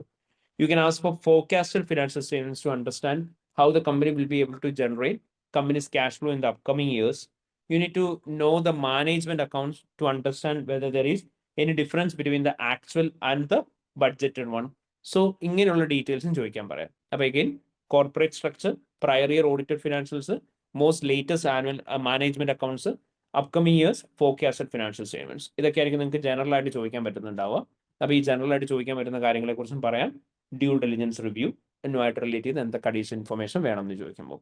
So these are the additional information that you are required to obtain in relation to due diligence review. Clear ആയോ? Is that clear everyone? Yes, sir. Okay. ഇനി importantly നമ്മൾ പഠിച്ചിട്ടുണ്ടായിരുന്ന രണ്ട് കാര്യങ്ങളും കൂടെയായിരുന്നു. Matters to be considered before accepting an engagement and matters to be considered before agreeing the terms of an engagement. So basically matters to be considered before accepting an engagement എന്ന് പറഞ്ഞപ്പോൾ നമ്മൾ കുറേ മാറ്റേഴ്സിനെ കുറിച്ച് പറഞ്ഞിരുന്നു. സോ ഓഡിറ്റ് ആണെങ്കിൽ നമുക്ക് generally consider ചെയ്യേണ്ട factors ആണ് ഇത് ഓരോന്നും. പക്ഷേ ഞാൻ നിങ്ങളോട് പറഞ്ഞു സിനാരിയോക്കകത്ത് പറഞ്ഞേക്കുന്ന പോയിന്റ്സേ പറയാവുള്ളൂ, ജനറൽ ആയിട്ട് പറഞ്ഞു വെക്കരുത്. നിങ്ങൾക്ക് ഏറ്റവും ബെസ്റ്റ് ആയിട്ട് അതിന് വേണ്ടിയിട്ട് യൂസ് ചെയ്യാൻ പറ്റുന്ന ക്വസ്റ്റ്യൻ ആണ് ഡ്രാഗൺ എന്ന് പറഞ്ഞ് നമ്മൾ ചെയ്ത ക്വസ്റ്റ്യൻ, ഡ്രാഗൺ. സോ അവിടെ നമുക്കൊരു സിനാരിയോ തന്നിട്ട് കമ്പനിയെ കുറിച്ചുള്ള ഡീറ്റെയിൽസ് തന്നിട്ടുണ്ട്. എന്നിട്ട് നമ്മളോട് ചോദിക്കുകയാണ് എന്തൊക്കെ ഫാക്ടേഴ്സ് ആണ് കൺസിഡർ ചെയ്യേണ്ടത് ബിഫോർ അക്സെപ്റ്റിംഗ് ദിസ് എൻഗേജ്മെന്റ്. അങ്ങനെ ചോദിക്കുമ്പോൾ നിങ്ങൾ ആദ്യമേ റിസോഴ്സ് പറയാം. അപ്പോൾ നിങ്ങൾ ആദ്യമേ സിനാരിയോക്കകത്ത് നോക്കണം, നമുക്ക് എന്തെങ്കിലും സ്പെസിഫിക് റിസോഴ്സ് അവൈലബിലിറ്റിയുടെ ആവശ്യമുണ്ടോ, ക്ലയന്റ് എന്തെങ്കിലും ഓഡിറ്റിന് പുറമെ അഡീഷണൽ ഓഡിറ്റ് സർവീസസ് ആണ് ചോദിക്കുന്നത്. അങ്ങനെയാണെങ്കിൽ നമുക്ക് സഫീഷ്യൻറ്റ് റിസോഴ്സ് ഉണ്ടാവണം in terms of time, in terms of number of staff, in terms of software, in terms of specific competence, അങ്ങനെ എന്തെങ്കിലും ഉണ്ടോ എന്ന് നോക്കുക. അങ്ങനെ ഉണ്ടെങ്കിൽ അതിനെക്കുറിച്ച് സിനാരിയോക്കകത്ത് മെൻഷൻ ചെയ്യുക. എന്നിട്ട് അതുണ്ടെങ്കിൽ എൻഗേജ്മെന്റ് അക്സെപ്റ്റ് ചെയ്യാൻ പാടുള്ളൂ എന്ന് പറയാം. അടുത്ത റിസ്ക് നിങ്ങൾ നോക്കുക, സിനാരിയോക്കകത്ത് റിസ്ക് ഓഫ് ദി ക്ലയന്റിനെ കുറിച്ച് പറഞ്ഞേക്കുന്നത് എന്തൊക്കെയാണ്. ഇപ്പം ചിലപ്പോൾ നിങ്ങളോട് പറയും 40 സബ്സിഡറീസ് ഉണ്ട്, അങ്ങനെയാണെങ്കിൽ കോംപ്ലക്സ് സ്ട്രക്ചറാണ്, risk is high. Prior year audited FS ആണ്, അതിൻ്റെ അകത്ത് മോഡിഫൈഡ് ഒപ്പീനിയൻ ആണ് കൊടുത്തേക്കുന്നത്. Current year opening balance will be misstated. Highly complex ആയിട്ടുള്ള ജഡ്ജ്മെന്റ്സ് എടുത്തിട്ടുണ്ട്. അങ്ങനത്തെ കേസുകളിലൊക്കെ റിസ്കുകൾ ഹൈ ആയിരിക്കും. അത് നിങ്ങൾക്ക് അക്സെപ്റ്റബിൾ ആണെന്ന് നോക്കാൻ പറയാം. Fees should be adequately be enough to recover the expenses for the audit. അത് റിക്കവർ ചെയ്യാൻ പറ്റുന്ന തരത്തിലുള്ള ഫീസാണ് ചാർജ് ചെയ്തേക്കുന്നത് നോക്കണം, ചാർജ് ചെയ്യാൻ പറ്റുന്നത് നോക്കണം. പ്രൊഫഷണൽ കോമ്പറ്റൻസ്, നമ്മളുടെ ക്വസ്റ്റ്യൻ ചിലപ്പോൾ പറഞ്ഞിട്ടുണ്ടാവും ഏതെങ്കിലും സ്പെസിഫിക് ഇൻഡസ്ട്രിയിലുള്ള ക്ലയന്റ് ആണ്, അല്ലെങ്കിൽ ക്ലയന്റിന് ഫോറിൻ സബ്സിഡറി ഉണ്ട്, അവർ അവിടുത്തെ റിപ്പോർട്ടിംഗ് സ്റ്റാൻഡേർഡ്സ് ഫോളോ ചെയ്യുന്നതെന്നൊക്കെ പറഞ്ഞിട്ടുണ്ടാവും. അങ്ങനെയാണ് അത് കൺസിഡർ ചെയ്യണമെന്ന് പറയാം. റെപ്യൂട്ടേഷൻ ഓഫ് ദി ക്ലയന്റ് നമ്മൾ അവിടെ നോക്കണം. ഫേമിന്റെ റെപ്യൂട്ടേഷൻ ക്ലയന്റ് റെപ്യൂട്ടേഷൻ കാരണം കൊണ്ട് അഫക്റ്റഡ് ആവുമോ? സിനാരിയോക്കകത്ത് ക്ലയന്റിന്റെ റെപ്യൂട്ടേഷൻ ടാനിഷ് ആയിട്ടുള്ള ഏതെങ്കിലും കേസ് പറഞ്ഞിട്ടുണ്ടോ? അങ്ങനെയാണ് due to which firms reputation will also be affected. അങ്ങനത്തെ സിനാരിയോ എന്തെങ്കിലും ഉണ്ടോ എന്ന് നോക്കുക. അടുത്തായിട്ട് നമ്മൾ നോക്കണം preconditions for the audit എന്തൊക്കെയാണ്, അത് നമുക്ക് മീറ്റ് ചെയ്യാൻ പറ്റുമോ എന്നുള്ള കാര്യം കൺസിഡർ ചെയ്യണം. പ്രീ കണ്ടീഷൻസ് നമ്മൾ പഠിച്ചു തരുന്നത് എന്തൊക്കെയാണ്? FS പ്രിപ്പയർ ചെയ്തേക്കുന്നത് ആപ്ലിക്കബിൾ ഫിനാൻഷ്യൽ റിപ്പോർട്ടിംഗ് ഫ്രെയിംവർക്കിന്റെ ബേസിസിലാണോ നോക്കണം. Adequate amount of internal controls ഇവരെ മെയിൻറ്റെയിൻ ചെയ്തിട്ടുണ്ടോ നോക്കണം. Access to all information, additional information and unrestricted access to persons within entity ഉണ്ടോ നോക്കണം. ഇനി നമ്മൾ പറഞ്ഞു പ്രൊഫഷണൽ ക്ലിയറൻസ്. പ്രയർ ഇയർ ഓഡിറ്ററുമായിട്ട് നമ്മൾ ഒരു കാര്യങ്ങൾ കമ്മ്യൂണിക്കേറ്റ് ചെയ്യുന്നതിനാണ് പ്രൊഫഷണൽ ക്ലിയറൻസ് പറയുന്നത്. അത് ഒബ്റ്റൈൻ ചെയ്തിട്ടുണ്ടോ നോക്കുക. നമ്മുടെ ഓഡിറ്ററിന്റെ ഇൻഡിപെൻഡൻസ് അല്ലെങ്കിൽ ഒബ്ജക്ടിവിറ്റി അഫക്റ്റഡ് ആണോ എന്നുള്ള കാര്യം നമ്മൾ നോക്കണം. അതേപോലെ തന്നെ അതായത് ത്രെഡ്സ് ടു എത്തിക്സ് ഉണ്ടോ, self interest, self review, advocacy, familiarity, intimidation threat ഏതിന് വരാൻ ചാൻസ് ഉണ്ടോ നോക്കുക. അതേപോലെ തന്നെ മാനേജ്മെന്റ് ഇന്റഗ്രിറ്റി അഫക്റ്റഡ് ആവുന്ന സിനാരിയോസ് എന്തെങ്കിലും ഉണ്ടോ നോക്കണം. Client money laundering transactions perform ചെയ്യാനുള്ള ചാൻസ് ഉണ്ടോ എന്നുള്ള കാര്യം കൺസിഡർ ചെയ്യണം. അപ്പോൾ സിനാരിയോനെ ബേസ് ചെയ്ത് ഈ ഓരോ ഫാക്ടേഴ്സും കൺസിഡർ ചെയ്തിട്ട് മാത്രമേ നമ്മൾ എൻഗേജ്മെന്റ് അക്സെപ്റ്റ് ചെയ്യാൻ പാടുള്ളൂ. അപ്പോൾ ഇതായിരിക്കും factors to consider before accepting the engagement ആയിട്ട് നമ്മൾ പറയേണ്ടത്. ഇപ്പോൾ ഡ്രാഗൺ ഗ്രൂപ്പ് എന്ന് പറഞ്ഞ ക്വസ്റ്റ്യൻ പറഞ്ഞു, ഇവിടെ പറഞ്ഞേക്കുന്നുണ്ടോ? The parent has 20 subsidiary, all of which are wholly owned. Half of the subsidiaries are located in the same country as parent, but half overseas. Most of the foreign subsidiaries report under same financial reporting framework, but several prepare financials using local accounting rules. അപ്പോൾ നമ്മളിവിടെ എന്ത് heading കൊടുക്കണം? Professional competence ഉള്ള heading കൊടുക്കുക. എന്നിട്ട് നിങ്ങളോട് പറയാം Dragon Group has 20 subsidiaries, out of which half of the subsidiaries are foreign subsidiaries and they report using local accounting rules. Therefore, the audit team should consider whether they have adequate competence in performing the audit of client companies which are preparing their financials using local accounting rules applicable to that specific entity. And the auditor should accept the audit engagement only if they have sufficient competence. അടുത്തത് ഇവർ തന്നെ നമ്മളോട് പറഞ്ഞിട്ടുണ്ട് audit complete ചെയ്യേണ്ടത് 31st December 2015 നമ്മുടെ year end അവർ തന്നിട്ടുണ്ട് 30th September ആണ്. So literally 3 months ടൈമാണ് നമുക്ക് ഓഡിറ്റ് ചെയ്യാൻ വേണ്ടിയിട്ടുള്ളത്. 20 സബ്സിഡറീസ് പേരന്റ് പ്ലസ് പേരന്റിന്റെ ഇൻഡിവിജ്വൽ അഫേഴ്സ് മൊത്തം 22 ഓഡിറ്റ് കംപ്ലീറ്റ് ചെയ്യാനുണ്ട് വിത്തിൻ 3 months. അപ്പോൾ അവിടെ നമ്മൾ എന്ത് പറയാം, ഡെഡ് ലൈൻ എന്നുള്ള ഹെഡിങ് കൊടുക്കുക. എന്നിട്ട് നിങ്ങൾ പറയണം auditor should consider the deadline by which auditor will be able to complete its audit engagement, especially considering the client company. Client is having 20 subsidiaries and auditor is also responsible for the audit of parent company's individual affairs and consolidated affairs. And all of this has to be completed by the client's suggested date, that is by 31st December 2015, which is 3 months from the year end. So this is an unusual time period required to complete for this is an unusual time period that will be applicable for an audit of 22 entities. Therefore, in case if the auditor will not be able to complete the audit within the stipulated time period, auditor should not accept that engagement. ഇങ്ങനെ ഓരോരോ ഇഷ്യൂസും പിക്ക് ചെയ്യുക, ഓൺവേർഡ്സിൽ explain ചെയ്യുക, അത് consider ചെയ്യണം, പറ്റൂല എടുക്കരുതെന്ന് പറയാം. ഇങ്ങനെയായിരിക്കും നമ്മൾ ഇങ്ങനെയായിരിക്കും we will be discussing about the matters to consider before accepting an audit engagement. Clear ആയോ? ഓർമ്മയുണ്ട് എല്ലാവർക്കും? ഓക്കെ. ഇനി അവിടെ നമ്മൾ പറഞ്ഞിരുന്നു PFI എൻഗേജ്മെന്റ്സ് ഉണ്ട്, പ്രോസ്പെക്റ്റീവ് ഫിനാൻഷ്യൽ ഇൻഫർമേഷൻ. PFI എൻഗേജ്മെന്റ്സിന്റെ കേസിൽ നമ്മൾ അഡീഷണൽ ഫാക്ടേഴ്സും കൂടെ കൺസിഡർ ചെയ്യണം എന്ന് പറഞ്ഞു. അവിടെ നിങ്ങൾ വളരെ സിമ്പിൾ ആയിട്ടൊരു കാര്യം മാത്രം ചെയ്താൽ മതി. PFI എൻഗേജ്മെന്റ് ആണ് എന്ന് ക്വസ്റ്റനിൽ പറഞ്ഞു കഴിഞ്ഞാൽ എന്താണേലും നിങ്ങൾ ISA 3400 പ്രകാരം മാൻഡേറ്ററി ആയിട്ട് കൺസിഡർ ചെയ്യേണ്ട ഫാക്ടേഴ്സ് ആണ് ഇത്. അപ്പം PFIയുടെ എൻഗേജ്മെന്റ്സ് ചോദിച്ചു കഴിഞ്ഞാൽ മേക്ക് ഷുവർ ദാറ്റ് ഈ പ്രീ കണ്ടീഷൻസ് ഫോർ ദ ഓഡിറ്റും പ്രൊഫഷണൽ ക്ലിയറൻസും എഴുതരുത്. ബാക്കിയുള്ള ഫാക്ടേഴ്സ് നിങ്ങൾക്ക് കൺസിഡർ ചെയ്യാം. എന്നിട്ട് സിനാരിയോക്കകത്ത് അതിനെക്കുറിച്ച് എന്തെങ്കിലും പറഞ്ഞിട്ടുണ്ടെങ്കിൽ മാത്രം എഴുതിയാൽ മതി. പക്ഷെ സിനാരിയോക്കകത്ത് പറഞ്ഞിട്ടുണ്ടെങ്കിലും ഇല്ലെങ്കിലും മാൻഡേറ്ററി ആയിട്ട് നിങ്ങൾ കൺസിഡർ ചെയ്യേണ്ട ഫാക്ടേഴ്സ് ആണ് ഈ പറഞ്ഞേക്കുന്ന ഫാക്ടേഴ്സ്. എന്തൊക്കെയാണ് നമ്മൾ മാൻഡേറ്ററി ആയിട്ടും PFI എൻഗേജ്മെന്റ്സിന്റെ കേസ് കൺസിഡർ ചെയ്യണം എന്ന് പറഞ്ഞേക്കുന്നത്? ഒന്ന് പറയാം എല്ലാവരും. നേച്ചർ ഓഫ് എന്തൊക്കെയാണെന്നുള്ള കൺസിഡർ ചെയ്യണം. Intended use of information consider ചെയ്യണം. ജനറൽ ഡിസ്ട്രിബ്യൂഷൻ ആണോ ലിമിറ്റഡ് ഡിസ്ട്രിബ്യൂഷൻ വേണ്ടിയിട്ടാണോ എന്നുള്ളത് നോക്കണം. നേച്ചർ ഓഫ് അസംപ്ഷൻസ് എന്തൊക്കെയാണെന്നുള്ളത് കൺസിഡർ ചെയ്യാം. എലമെന്റ്സ് ഇൻക്ലൂഡഡ് എന്തൊക്കെയാണെന്ന് നോക്കണം. Period covered by the information നോക്കണം. അപ്പോൾ ഇത് ജസ്റ്റ് പോയിന്റ് ആയിട്ട് എഴുതരുത്, നമ്മൾ ഡീറ്റെയിൽഡ് ആയിട്ട് ക്ലാസ്സിൽ പറഞ്ഞായിരുന്നു. ഇത് എഴുതുമ്പോൾ നമ്മൾ സിനാരിക്കത്തെ ഡേറ്റ കൂടെ മിക്സ് ചെയ്ത് തന്നെ പറയാം. Intended use of information general ആണോ ലിമിറ്റഡ് ഡിസ്ട്രിബ്യൂഷൻ ആണോ നിങ്ങൾ സിനാരിക്കത്ത് പറയാം. നോക്കുക ഇവരെന്ത് പേർപ്പസിനാണ്. ലോൺ എടുക്കാൻ വേണ്ടിയിട്ടാണ് PFI എന്ന് പറയുന്നത്. അപ്പോൾ നിങ്ങൾ പറയാം ലോൺ എടുക്കാൻ വേണ്ടിയിട്ട് തന്നെയാണോ PFI, ഈ ഒരു ലോണിന് വേണ്ടിയിട്ട് മാത്രമാണോ യൂസ് ചെയ്യുന്നുണ്ടാവുക, മൾട്ടിപ്പിൾ ലോണിന് വേണ്ടിയിട്ട് യൂസ് ചെയ്യാനാണെങ്കിൽ നമുക്കുള്ള റിസ്ക് കൂടുതലായിരിക്കും, അങ്ങനെയാണ് നമ്മൾ എൻഗേജ്മെന്റ് എടുക്കാൻ പാടില്ല. നേച്ചർ ഓഫ് അസംഷൻ അവിടെ നമ്മൾ പറയണം ബഡ്ജറ്റിന്റെ ഫോർകാസ്റ്റിന്റെ ബേസിസിലാണോ പ്രിപ്പയർ ചെയ്തേക്കുന്നത് അതോ പ്രൊജക്ഷന്റെ ബേസിസിലാണോ. പ്രൊജക്ഷൻ എന്ന് പറഞ്ഞാൽ ഹൈപ്പോത്തറ്റിക്കൽ അസംഷൻ ആയിരിക്കും which we cannot rely on. അതുകൊണ്ട് തന്നെ അങ്ങനെയാണെങ്കിൽ നമ്മൾ എൻഗേജ്മെന്റ് എടുക്കാൻ പാടില്ല. Elements covered by the information നമ്മൾ നോക്കണം. നമ്മൾ റിവ്യൂ ആൻഡ് റെസ്പോൺസിബിൾ ആയിട്ടുള്ളത് ഫോർകാസ്റ്റഡ് സ്റ്റേറ്റ്മെന്റ് ഓഫ് P&L ആണ് ക്വസ്റ്റ്യൻ തന്നേക്കുന്നത്. അങ്ങനെയാണ് അത് മാത്രമാണോ അതോ ക്യാഷ് ഫ്ലോസും SOFPയും ചെയ്യാനുണ്ടോ? ഉണ്ടെങ്കിൽ സ്കോപ്പ് ഓഫ് ദി വർക്ക് കൂടുതലായിരിക്കും. അങ്ങനെയാണെങ്കിൽ അത് അക്സെപ്റ്റബിൾ ആണോ എന്ന് നോക്കിയിട്ട് എൻഗേജ്മെന്റ് എടുക്കാൻ പാടുള്ളൂ. Period covered by the information നിങ്ങൾ പറയാം. Period covered by the information reasonable ആണോ എന്നുള്ളത് നോക്കണം. Period covered by the information കൂടുന്നതിനനുസരിച്ച് ഓട്ടോമാറ്റിക്കലി റിലയബിലിറ്റി ഓഫ് എവിഡൻസും കുറഞ്ഞുകൊണ്ടിരിക്കും. അതേപോലെ തന്നെ റിലയബിലിറ്റി ഓഫ് അസംഷൻസും കുറഞ്ഞുകൊണ്ടിരിക്കും.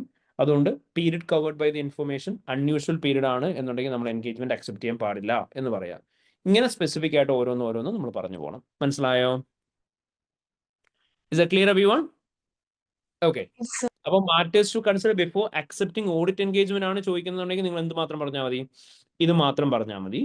PFI ആണ് ചോദിക്കുന്നുണ്ടെങ്കിൽ അതും ഇതും കൂടി കമ്പൈൻ ചെയ്ത് വേണം പറയാനായിട്ട്. ക്ലിയർ ആയോ properly? Is that clear? Yes, sir. Perfect. ഇനി നമ്മളൊരു റെയർ ക്വസ്റ്റ്യൻ ചെയ്തിരുന്നു from our old revision kit. Okay, ഓർമ്മയുണ്ടോ? ഹോക്ക് എന്ന് പറയുന്ന ഒരു ക്വസ്റ്റിനെ കുറിച്ച് നമ്മൾ പറഞ്ഞിരുന്നു. ഹോക്ക് എന്ന് പറയുന്ന ക്വസ്റ്റ്യനും ഇവിടെ ഇപ്പൊ കണ്ട ക്വസ്റ്റ്യൻ തമ്മിൽ മേജർ ഡിഫറൻസ് ഉണ്ട്. ഇപ്പൊ കണ്ട ക്വസ്റ്റ്യൻ്റെ അകത്ത് നമ്മളോട് ചോദിച്ചിരുന്നു what are the matters to be considered before accepting the audit engagement എന്നാണ് ചോദിച്ചിരിക്കുന്നത്. ഓഡിറ്റ് എൻഗേജ്മെന്റ് അക്സെപ്റ്റ് ചെയ്യുന്നതിന് മുന്നേ എന്തൊക്കെ ഫാക്ടേഴ്സ് ആണ് കൺസിഡർ ചെയ്യേണ്ടതെന്ന്. അതേ സ്ഥാനത്ത് ഹോക്ക് എന്ന് പറയുന്ന ക്വസ്റ്റ്യനകത്ത് നമ്മളോട് ചോദിച്ചേക്കുന്നത് identify the matters which should be considered in agreeing the terms of an engagement എന്നാണ്. സോ നേരത്തെ ക്വസ്റ്റ്യൻ ചോദിച്ചേക്കുന്നത് matters to be considered before accepting an engagement. ഇവിടെ ചോദിച്ചേക്കുന്നത് before agreeing the terms of an engagement. നമ്മൾ പഠിച്ചതായിരുന്നു ടേംസ് ഓഫ് ആൻ എൻഗേജ്മെന്റ് എന്ന് പറയുമ്പോൾ normally terms of an engagement എവിടെയായിരിക്കും ഇൻക്ലൂഡ് ചെയ്യുന്നുണ്ടാവുക? എൻഗേജ്മെന്റ് ലെറ്റർ ആണ്. യെസ്, എൻഗേജ്മെന്റ് ലെറ്ററിൻ്റെ അകത്തായിരിക്കും terms of an engagement include ചെയ്യുക. അപ്പോൾ what are the factors to be considered before agreeing terms of an engagement എന്ന് ചോദിച്ചാൽ നമ്മൾ അവിടെ എന്ത് പറയണം എന്നാണ് നമ്മൾ പറഞ്ഞത്? എൻഗേജ്മെന്റ് ലെറ്ററിന്റെ കോണ്ടന്റ് പ്ലസ് നമ്മൾ അവിടെ പറയേണ്ടത് PFIയുടെ ക്വസ്റ്റ്യൻ ആണ് ചോദിക്കുന്നതെങ്കിൽ PFIയുടെ സ്പെസിഫിക് ഫാക്ടേഴ്സ്. അതായത് matters to be considered before agreeing the terms of an engagement എന്ന് ചോദിക്കുമ്പോൾ നമ്മൾ പറയേണ്ടത് objectives and scope of audit, responsibilities of the auditor, responsibilities of the management, applicable financial reporting framework ഏതാണെന്ന് പറയാം, expected form and content of the report എന്താണെന്നുള്ളത് പറയാം. ഇതിന് പുറമെ നമ്മൾ എന്തും കൂടെ പറയണം? PFIയുടെ ക്വസ്റ്റ്യൻ ചോദിച്ചു കഴിഞ്ഞാൽ PFIയുടെ സ്പെസിഫിക് ഫാക്ടേഴ്സ് ഇപ്പോൾ പറഞ്ഞത് ജനറൽ ആണോ, ലിമിറ്റഡ് ഡിസ്ട്രിബ്യൂഷൻ ആണോ, എലമെന്റ്സ് കവേർഡ് എത്രയാണ്, പീരിയഡ് കവേർഡ് എത്രയാണ്, അതും കൂടി പറയണം എന്ന് പറയാം. അപ്പോൾ എപ്പോഴും ഓർത്ത് വെച്ചോ, matters to be considered before agreeing terms of an engagement ആണ് പറയുന്നതെങ്കിൽ എൻഗേജ്മെന്റ് ലെറ്ററിന്റെ കോണ്ടന്റ് വേണം പറയാൻ. കാരണം terms and conditions of an engagement നമ്മൾ എഴുതിയിട്ടുണ്ടാവും എവിടെ ആയിരിക്കും? എൻഗേജ്മെന്റ് ലെറ്ററിന്റെ അകത്തായിരിക്കും. ക്ലിയർ ആയോ? Is that clear, everyone? Yes, sir. Yes, sir. Okay, perfect. So this is all about matters to be considered before accepting an engagement and matters to be considered before agreeing the terms of an engagement. അപ്പോൾ നമ്മളിപ്പോൾ ഏതൊക്കെ areas discuss ചെയ്തു? Critical appraisal പറഞ്ഞു, advertisement പറഞ്ഞു, tendering പറഞ്ഞു, audit fees പറഞ്ഞു, matters to be considered before accepting an engage പറഞ്ഞു, before agreeing the terms of an engagement പറഞ്ഞു, ക്വാളിറ്റി കൺട്രോൾ പറഞ്ഞു, ഡ്യൂ ഡെലിജൻസ് പറഞ്ഞു, PFI പറഞ്ഞു, KPA പറഞ്ഞു, ഗോയിങ് കൺസേൺ പറഞ്ഞു. ഇനി ഒരു തിയറി ഏരിയയും കൂടെ ഉണ്ട്, money laundering. So basically money laundering എന്ന് പറഞ്ഞാൽ എന്തായിരുന്നു മക്കളെ? Money laundering, what you mean by money laundering? Illegal സോഴ്സിൽ നിന്ന് കിട്ടിയ പൈസ നമ്മള് ലീഗൽ സോഴ്സ് ആക്കി മാറ്റും. അതെ, ഇല്ലെജിറ്റിമേറ്റ് സോഴ്സിൽ നിന്ന് നമുക്ക് കിട്ടിയ ഫണ്ടിനെ നമ്മൾ എന്താക്കി മാറ്റുന്നു? ലെജിറ്റിമേറ്റ് സോഴ്സിൽ നിന്ന് കിട്ടിയ ഫണ്ടാക്കി മാറ്റുന്നു. അങ്ങനെ ഇല്ലെജിറ്റിമേറ്റ് സോഴ്സിൽ നിന്ന് കിട്ടിയ ഫണ്ടിനെ ലെജിറ്റിമേറ്റ് സോഴ്സിൽ നിന്ന് ഏൺ ചെയ്ത ഫണ്ട് പോലെ ആക്കി മാറ്റുന്ന പ്രോസസ്സിനെയാണ് നമ്മൾ എന്ന് വിളിക്കുക? മണി ലോണ്ടറിങ് എന്ന് വിളിക്കുന്നുണ്ടാവുക. ആൻഡ് ഈ മണി ലോണ്ടറിങ് എന്ന് പറയുന്ന പ്രോസസ്സിനകത്ത് 3 സ്റ്റേജസ് ആയിരിക്കും ഉണ്ടാവുക എന്ന് പറഞ്ഞു. ഏതൊക്കെയായിരുന്നു? പ്ലേസ്മെന്റ് ഉണ്ടാവും, ലെയറിംഗ് ഉണ്ടാവും, ഇന്റഗ്രേഷൻ ഉണ്ടാവും. പ്ലേസ്മെന്റ് എന്ന് പറഞ്ഞാൽ എന്താണെന്നാലും നമ്മൾ പറഞ്ഞേ, നമ്മൾ ഇല്ലെജിറ്റിമേറ്റ് സോഴ്സിൽ നിന്ന് ഏൺ ചെയ്ത ഫണ്ടിനെ ഒരു ലെജിറ്റിമേറ്റ് ബിസിനസ് സോഴ്സിലേക്ക് കൊണ്ട് ഇൻവെസ്റ്റ് ചെയ്യുന്നതിനെയാണ് എന്തെന്ന് വിളിക്കുക? പ്ലേസ്മെന്റ് എന്ന് പറയാം. ലെയറിംഗ് എന്ന് പറഞ്ഞു കഴിഞ്ഞാൽ നമ്മൾ അവിടെ പറയേണ്ടത് എന്തായിരുന്നു? Transfer of money from place to place അല്ലെങ്കിൽ ബിസിനസ് ടു ബിസിനസ് ആയിരിക്കും, to conceal its original source. And integration എന്ന് പറഞ്ഞു കഴിഞ്ഞാൽ finally the money will have appearance of legitimate fund. അതാണ് ഇന്റഗ്രേഷൻ സ്റ്റേജ് എന്ന് പറയാം. അപ്പൊ നിങ്ങളോട് ക്വസ്റ്റ്യൻ ചോദിക്കുന്നുണ്ടാവുക, സിനാരിയോ തന്നിട്ട് എന്തൊക്കെയാണ് ഇവിടെ മാറ്റേഴ്സ് കൺസിഡർ ചെയ്യേണ്ടത്, അവിടുത്തെ റിപ്പോർട്ടിംഗ് എന്താണ് എന്നുള്ളത് ചോദിക്കും. അപ്പം നിങ്ങൾ സിനാരിയോക്കകത്ത് മണി ലോണ്ടറിങ് ട്രാൻസാക്ഷൻ ആണോ എന്ന് കണ്ടുപിടിക്കാൻ വേണ്ടിയിട്ട് ചെയ്യേണ്ടത് എന്തൊക്കെയാണെന്ന് ചോദിച്ചു കഴിഞ്ഞാൽ നിങ്ങൾ കുറച്ച് ഫാക്ടേഴ്സിന്റെ എക്സിസ്റ്റൻസ് നോക്കുക. ഒന്ന്, നമ്മൾ പറഞ്ഞു ഓണർ മാനേജ്ഡ് ബിസിനസ് ആണോ എന്ന് നോക്കണം. 2, ഒരു അഡീഷണൽ ഫണ്ട് എന്തെങ്കിലും ബിസിനസ്സിലേക്ക് കൊണ്ടുവന്നിട്ട് ഇൻവെസ്റ്റ് ചെയ്തിട്ടുണ്ടോ എന്ന് നോക്കുക. 3, ക്യാഷ് ബേസ്ഡ് ആയിട്ടാണോ ബിസിനസ് നടക്കുന്നത് എന്നുള്ള കാര്യം നോക്കണം. 4, ഇവിടെ ഫണ്ടിന്റെ ട്രാൻസ്ഫർ നടന്നിട്ടുണ്ടോ എന്ന് നോക്കുക ടു അതർ കൺട്രി. അല്ലാന്നുണ്ടെങ്കിൽ അവിടെ ഫണ്ടിന്റെ ട്രാൻസ്ഫർ എന്തെങ്കിലും വേറെ ബിസിനസ്സിലേക്ക് നടന്നിട്ടുണ്ടോ എന്നുള്ള കാര്യം നോക്കണം. ഇത്രയും കാര്യങ്ങളായിരിക്കും നമ്മൾ മെയിൻലി ചെയ്യേണ്ടി വരിക. അപ്പം മണി ലോണ്ടറിങ് നടക്കുന്നുണ്ടോ എന്നറിയാൻ വേണ്ടിയിട്ട് നമ്മൾ അവിടെ എന്തൊക്കെ നോക്കേണ്ടത്? ഓണർ മാനേജ്ഡ് ആയിട്ടുള്ള ഒരു ബിസിനസ് ആണോ നോക്കണം, അഡീഷണൽ ഫണ്ട് എന്തെങ്കിലും കൊണ്ടുവന്നിട്ട് ഇൻവെസ്റ്റ് ചെയ്തിട്ടുണ്ടോ നോക്കുക, ക്യാഷ് ബേസ്ഡ് ആയിട്ടുള്ള ബിസിനസ് ആണോ ചെയ്തേക്കുന്നത് നോക്കുക, ഫണ്ട് എന്തെങ്കിലും അതർ കൺട്രിയിലേക്ക് ട്രാൻസ്ഫർ ചെയ്തിട്ടുണ്ടോ നോക്കുക. ഈ പറഞ്ഞ ഏതെങ്കിലും ഫാക്ടേഴ്സിന്റെ എക്സിസ്റ്റൻസ് ഉണ്ടെങ്കിൽ നമുക്ക് അതിനെ എന്തായിട്ട് ട്രീറ്റ് ചെയ്യാം? അതിനൊരു മണി ലോണ്ടറിങ് ട്രാൻസാക്ഷൻ ആയിട്ട് നമുക്ക് ട്രീറ്റ് ചെയ്യാം. പറഞ്ഞു മനസ്സിലായോ? Is that clear, everyone? Yes, sir. Okay. ഇനി നമ്മൾ സിനാരിയോക്കകത്ത് നോക്കുക, ഇല്ലെജിറ്റിമേറ്റ് ഫണ്ട് എന്തെങ്കിലും ഈ ലെജിറ്റിമേറ്റ് ബിസിനസ്സിലേക്ക് കൊണ്ടുവന്ന് ഇൻവെസ്റ്റ് ചെയ്യുന്നവരെ കാണിച്ചിട്ടുണ്ടോ? ഉണ്ടെങ്കിൽ ഈ പ്രോസസ്സ് എല്ലാം കൂടി നിങ്ങൾ വരച്ചിട്ട് പറയാം ഇതൊരു മണി ലോണ്ടറിങ് ട്രാൻസാക്ഷൻ ആണ് റെപ്രസെന്റ് ചെയ്യുന്നതെന്ന് പറയാം. എന്നിട്ട് എന്താണ് മണി ലോണ്ടറിങ് എന്നുള്ളത് ഓൺ വേർഡ്സിൽ എക്സ്പ്ലെയിൻ ചെയ്യാം. ഫോളോഡ് ബൈ ദാറ്റ് നമ്മൾ എന്ത് പറയണം, മണി ലോണ്ടറിങ്ങിന്റെ ഓരോ സ്റ്റേജസും പറയണം. നമ്മുടെ സിനാരിയോക്കകത്ത് ഇല്ലെജിറ്റിമേറ്റ് ഫണ്ട് എന്തെങ്കിലും ലെജിറ്റിമേറ്റ് ബിസിനസ്സിലേക്ക് കൊണ്ടുവന്ന് ഇൻവെസ്റ്റ് ചെയ്യുന്നതിനെ കുറിച്ച് കാണിക്കുമ്പോൾ അത് പ്ലേസ്മെന്റ് സ്റ്റേജ് ആണെന്ന് പറയാം. നമ്മുടെ കമ്പനിയിൽ നിന്ന് വേറൊരു സ്ഥലത്തേക്ക് ഫണ്ട് ട്രാൻസ്ഫർ ചെയ്തേക്കുമ്പോൾ അതൊരു ലെയറിംഗ് സ്റ്റേജ് ആണെന്ന് പറയാം. ഫൈനലി ഫണ്ട് ലെജിറ്റിമേറ്റ് ഫണ്ട് പോലെ അപ്പിയർ ചെയ്ത് കാണിക്കുമ്പോൾ അത് ഇന്റഗ്രേഷൻ സ്റ്റേജ് ആണെന്നുള്ളതും പറയാം. ഇനി മണി ലോണ്ടറിങ്ങുമായിട്ട് റിലേറ്റ് ചെയ്തിട്ട് ഒഫൻസസ് നമ്മൾ പറഞ്ഞിരുന്നു. ഓഡിറ്ററായി നമുക്ക് 2 ഒഫൻസ് ആയിരിക്കും വരിക. ഒന്ന് മെയിൻലി ഫെയിലിയർ ടു റിപ്പോർട്ടും, 2 ടിപ്പിംഗ് ഓഫും. ഫെയിലിയർ ടു റിപ്പോർട്ട് എന്ന് പറയുമ്പോൾ ഓഡിറ്ററായി നമ്മൾ മണി ലോണ്ടറിങ് സസ്പീഷ്യസ് ആക്ടിവിറ്റീസിനെ കുറിച്ച് അറിഞ്ഞു. ആൻഡ് നമ്മൾ അറിഞ്ഞതിന് ശേഷം നമ്മളത് കറക്റ്റായിട്ട് മണി ലോണ്ടറിങ് റിപ്പോർട്ടിംഗ് ഓഫീസറിൻ്റെ അടുത്ത് റിപ്പോർട്ട് ചെയ്തിട്ടില്ല എന്നുണ്ടെങ്കിൽ ഓഡിറ്ററായി നമ്മൾ ഒഫൻസ് ചെയ്തതായിട്ടായിരിക്കും ട്രീറ്റ് ചെയ്യുക. ടിപ്പിംഗ് ഓഫ് എന്ന് പറഞ്ഞു കഴിഞ്ഞാൽ ഒരു മണി ലോണ്ടറിങ് സസ്പെക്റ്റിനെ അവർ മണി ലോണ്ടറിങ് ഇൻവെസ്റ്റിഗേഷൻ അണ്ടറിലാണ് എന്ന് ഇൻഫോം ചെയ്യുന്നതിനാണ് ടിപ്പിംഗ് ഓഫ് എന്ന് വിളിക്കുക. ആൻഡ് സിനാരിയോക്കകത്ത് എവിടെയെങ്കിലും നമ്മളോട് പറഞ്ഞേക്കാണ് ഓഡിറ്റർ ക്ലയന്റിനെ ക്വസ്റ്റ്യൻ ചെയ്തു, മണി ലോണ്ടറിങ് റിലേറ്റഡ് ആയിട്ടുള്ള കാര്യങ്ങൾ എന്തെങ്കിലും ഓഡിറ്റർ ക്ലയന്റിന്റെ അടുത്ത് പോയി ചോദിച്ചു കഴിഞ്ഞാൽ എന്തായിരിക്കും, ടിപ്പിംഗ് ഓഫ് ഒഫൻസ് ആയിട്ടായിരിക്കും നമ്മൾ ട്രീറ്റ് ചെയ്യുന്നുണ്ടാവുക. ഇനി ആന്റി മണി ലോണ്ടറിങ് പ്രോഗ്രാമിനെ കുറിച്ച് നമ്മൾ പഠിച്ചിരുന്നു. മാൻഡേറ്ററി ആയിട്ട് നിങ്ങൾ നോക്കി വെക്കണം. ആന്റി മണി ലോണ്ടറിങ് പ്രോഗ്രാമിന്റെ എലമെന്റ്സ് എന്തൊക്കെയാണെന്ന് പറഞ്ഞ് ചോദിക്കാം. അല്ലെങ്കിൽ ഒരു ഫിനാൻഷ്യൽ ഓർഗനൈസേഷൻ ആന്റി മണി ലോണ്ടറിങ്ങോട്ട് റിലേറ്റ് ചെയ്തെടുക്കേണ്ട സ്റ്റെപ്സ് എന്തൊക്കെയാണെന്ന് പറഞ്ഞ് ചോദിക്കാം. എല്ലാം സെയിം തന്നെയാണ്. നമ്മുടെ ഫസ്റ്റ് സ്റ്റെപ്പാണ് money laundering and terrorist financing. Risk assessment നമ്മൾ നടത്തുന്നുണ്ടാവണം. നമ്മൾ പറഞ്ഞു പ്രോപ്പർ പോളിസീസും സിസ്റ്റംസും പ്രൊസീജിയേഴ്സൊക്കെ എടുക്കണം money laundering and terrorist financing prevent ചെയ്യാൻ വേണ്ടിയിട്ട്. കസ്റ്റമർ ഡ്യൂ ഡെലിജൻസും എൻഹാൻസ് ഡ്യൂ ഡെലിജൻസും സിംപ്ലിഫൈഡ് ഡ്യൂ ഡെലിജൻസ് റിക്വയർമെന്റ്സ് നമ്മൾ മീറ്റ് ചെയ്യണം. ആൻഡ് എൻഹാൻസ് ഡാറ്റ പ്രൊട്ടക്ഷൻ ലോസും നമ്മൾ കംപ്ലൈ ചെയ്യണം എന്ന് പറഞ്ഞു. അവിടെ നമ്മൾ പറഞ്ഞു കസ്റ്റമർ ഡ്യൂ ഡെലിജൻസ് പറഞ്ഞു കഴിഞ്ഞാൽ ആരാണ് നമ്മുടെ കസ്റ്റമർ എന്ന് മനസ്സിലാക്കുന്നതാണ്. KYC ആണ്, നോ യുവർ കസ്റ്റമർ ആണ്. അത് നമ്മൾ നോർമലി ആവറേജ് ലെവൽ കസ്റ്റമേഴ്സിനായിരിക്കും ചെയ്യുന്നുണ്ടാവുക. എൻഹാൻസ് ഡ്യൂ ഡെലിജൻസ് നമ്മൾ ചെയ്യുന്നുണ്ടാവുക മോർ റിസ്കി ആയിട്ടുള്ള കസ്റ്റമേഴ്സിന് വേണ്ടിയിട്ടായിരിക്കും. അവിടെ purpose and background of the transaction കാര്യങ്ങളെല്ലാം നമ്മൾ നോക്കുന്നുണ്ടാവണം. കസ്റ്റമർ റിലേഷൻഷിപ്പ് നമ്മൾ ഇൻക്രീസിംഗ് ആയിട്ട് മോണിറ്ററിങ് നടത്തുന്നുണ്ടാവണം. ഇനി ലോ റിസ്ക് ക്ലയന്റ് ആണെന്നുണ്ടെങ്കിൽ നമ്മൾ simplified due diligence procedures carry out ചെയ്താൽ മതി. Will just know who our client ആണ്.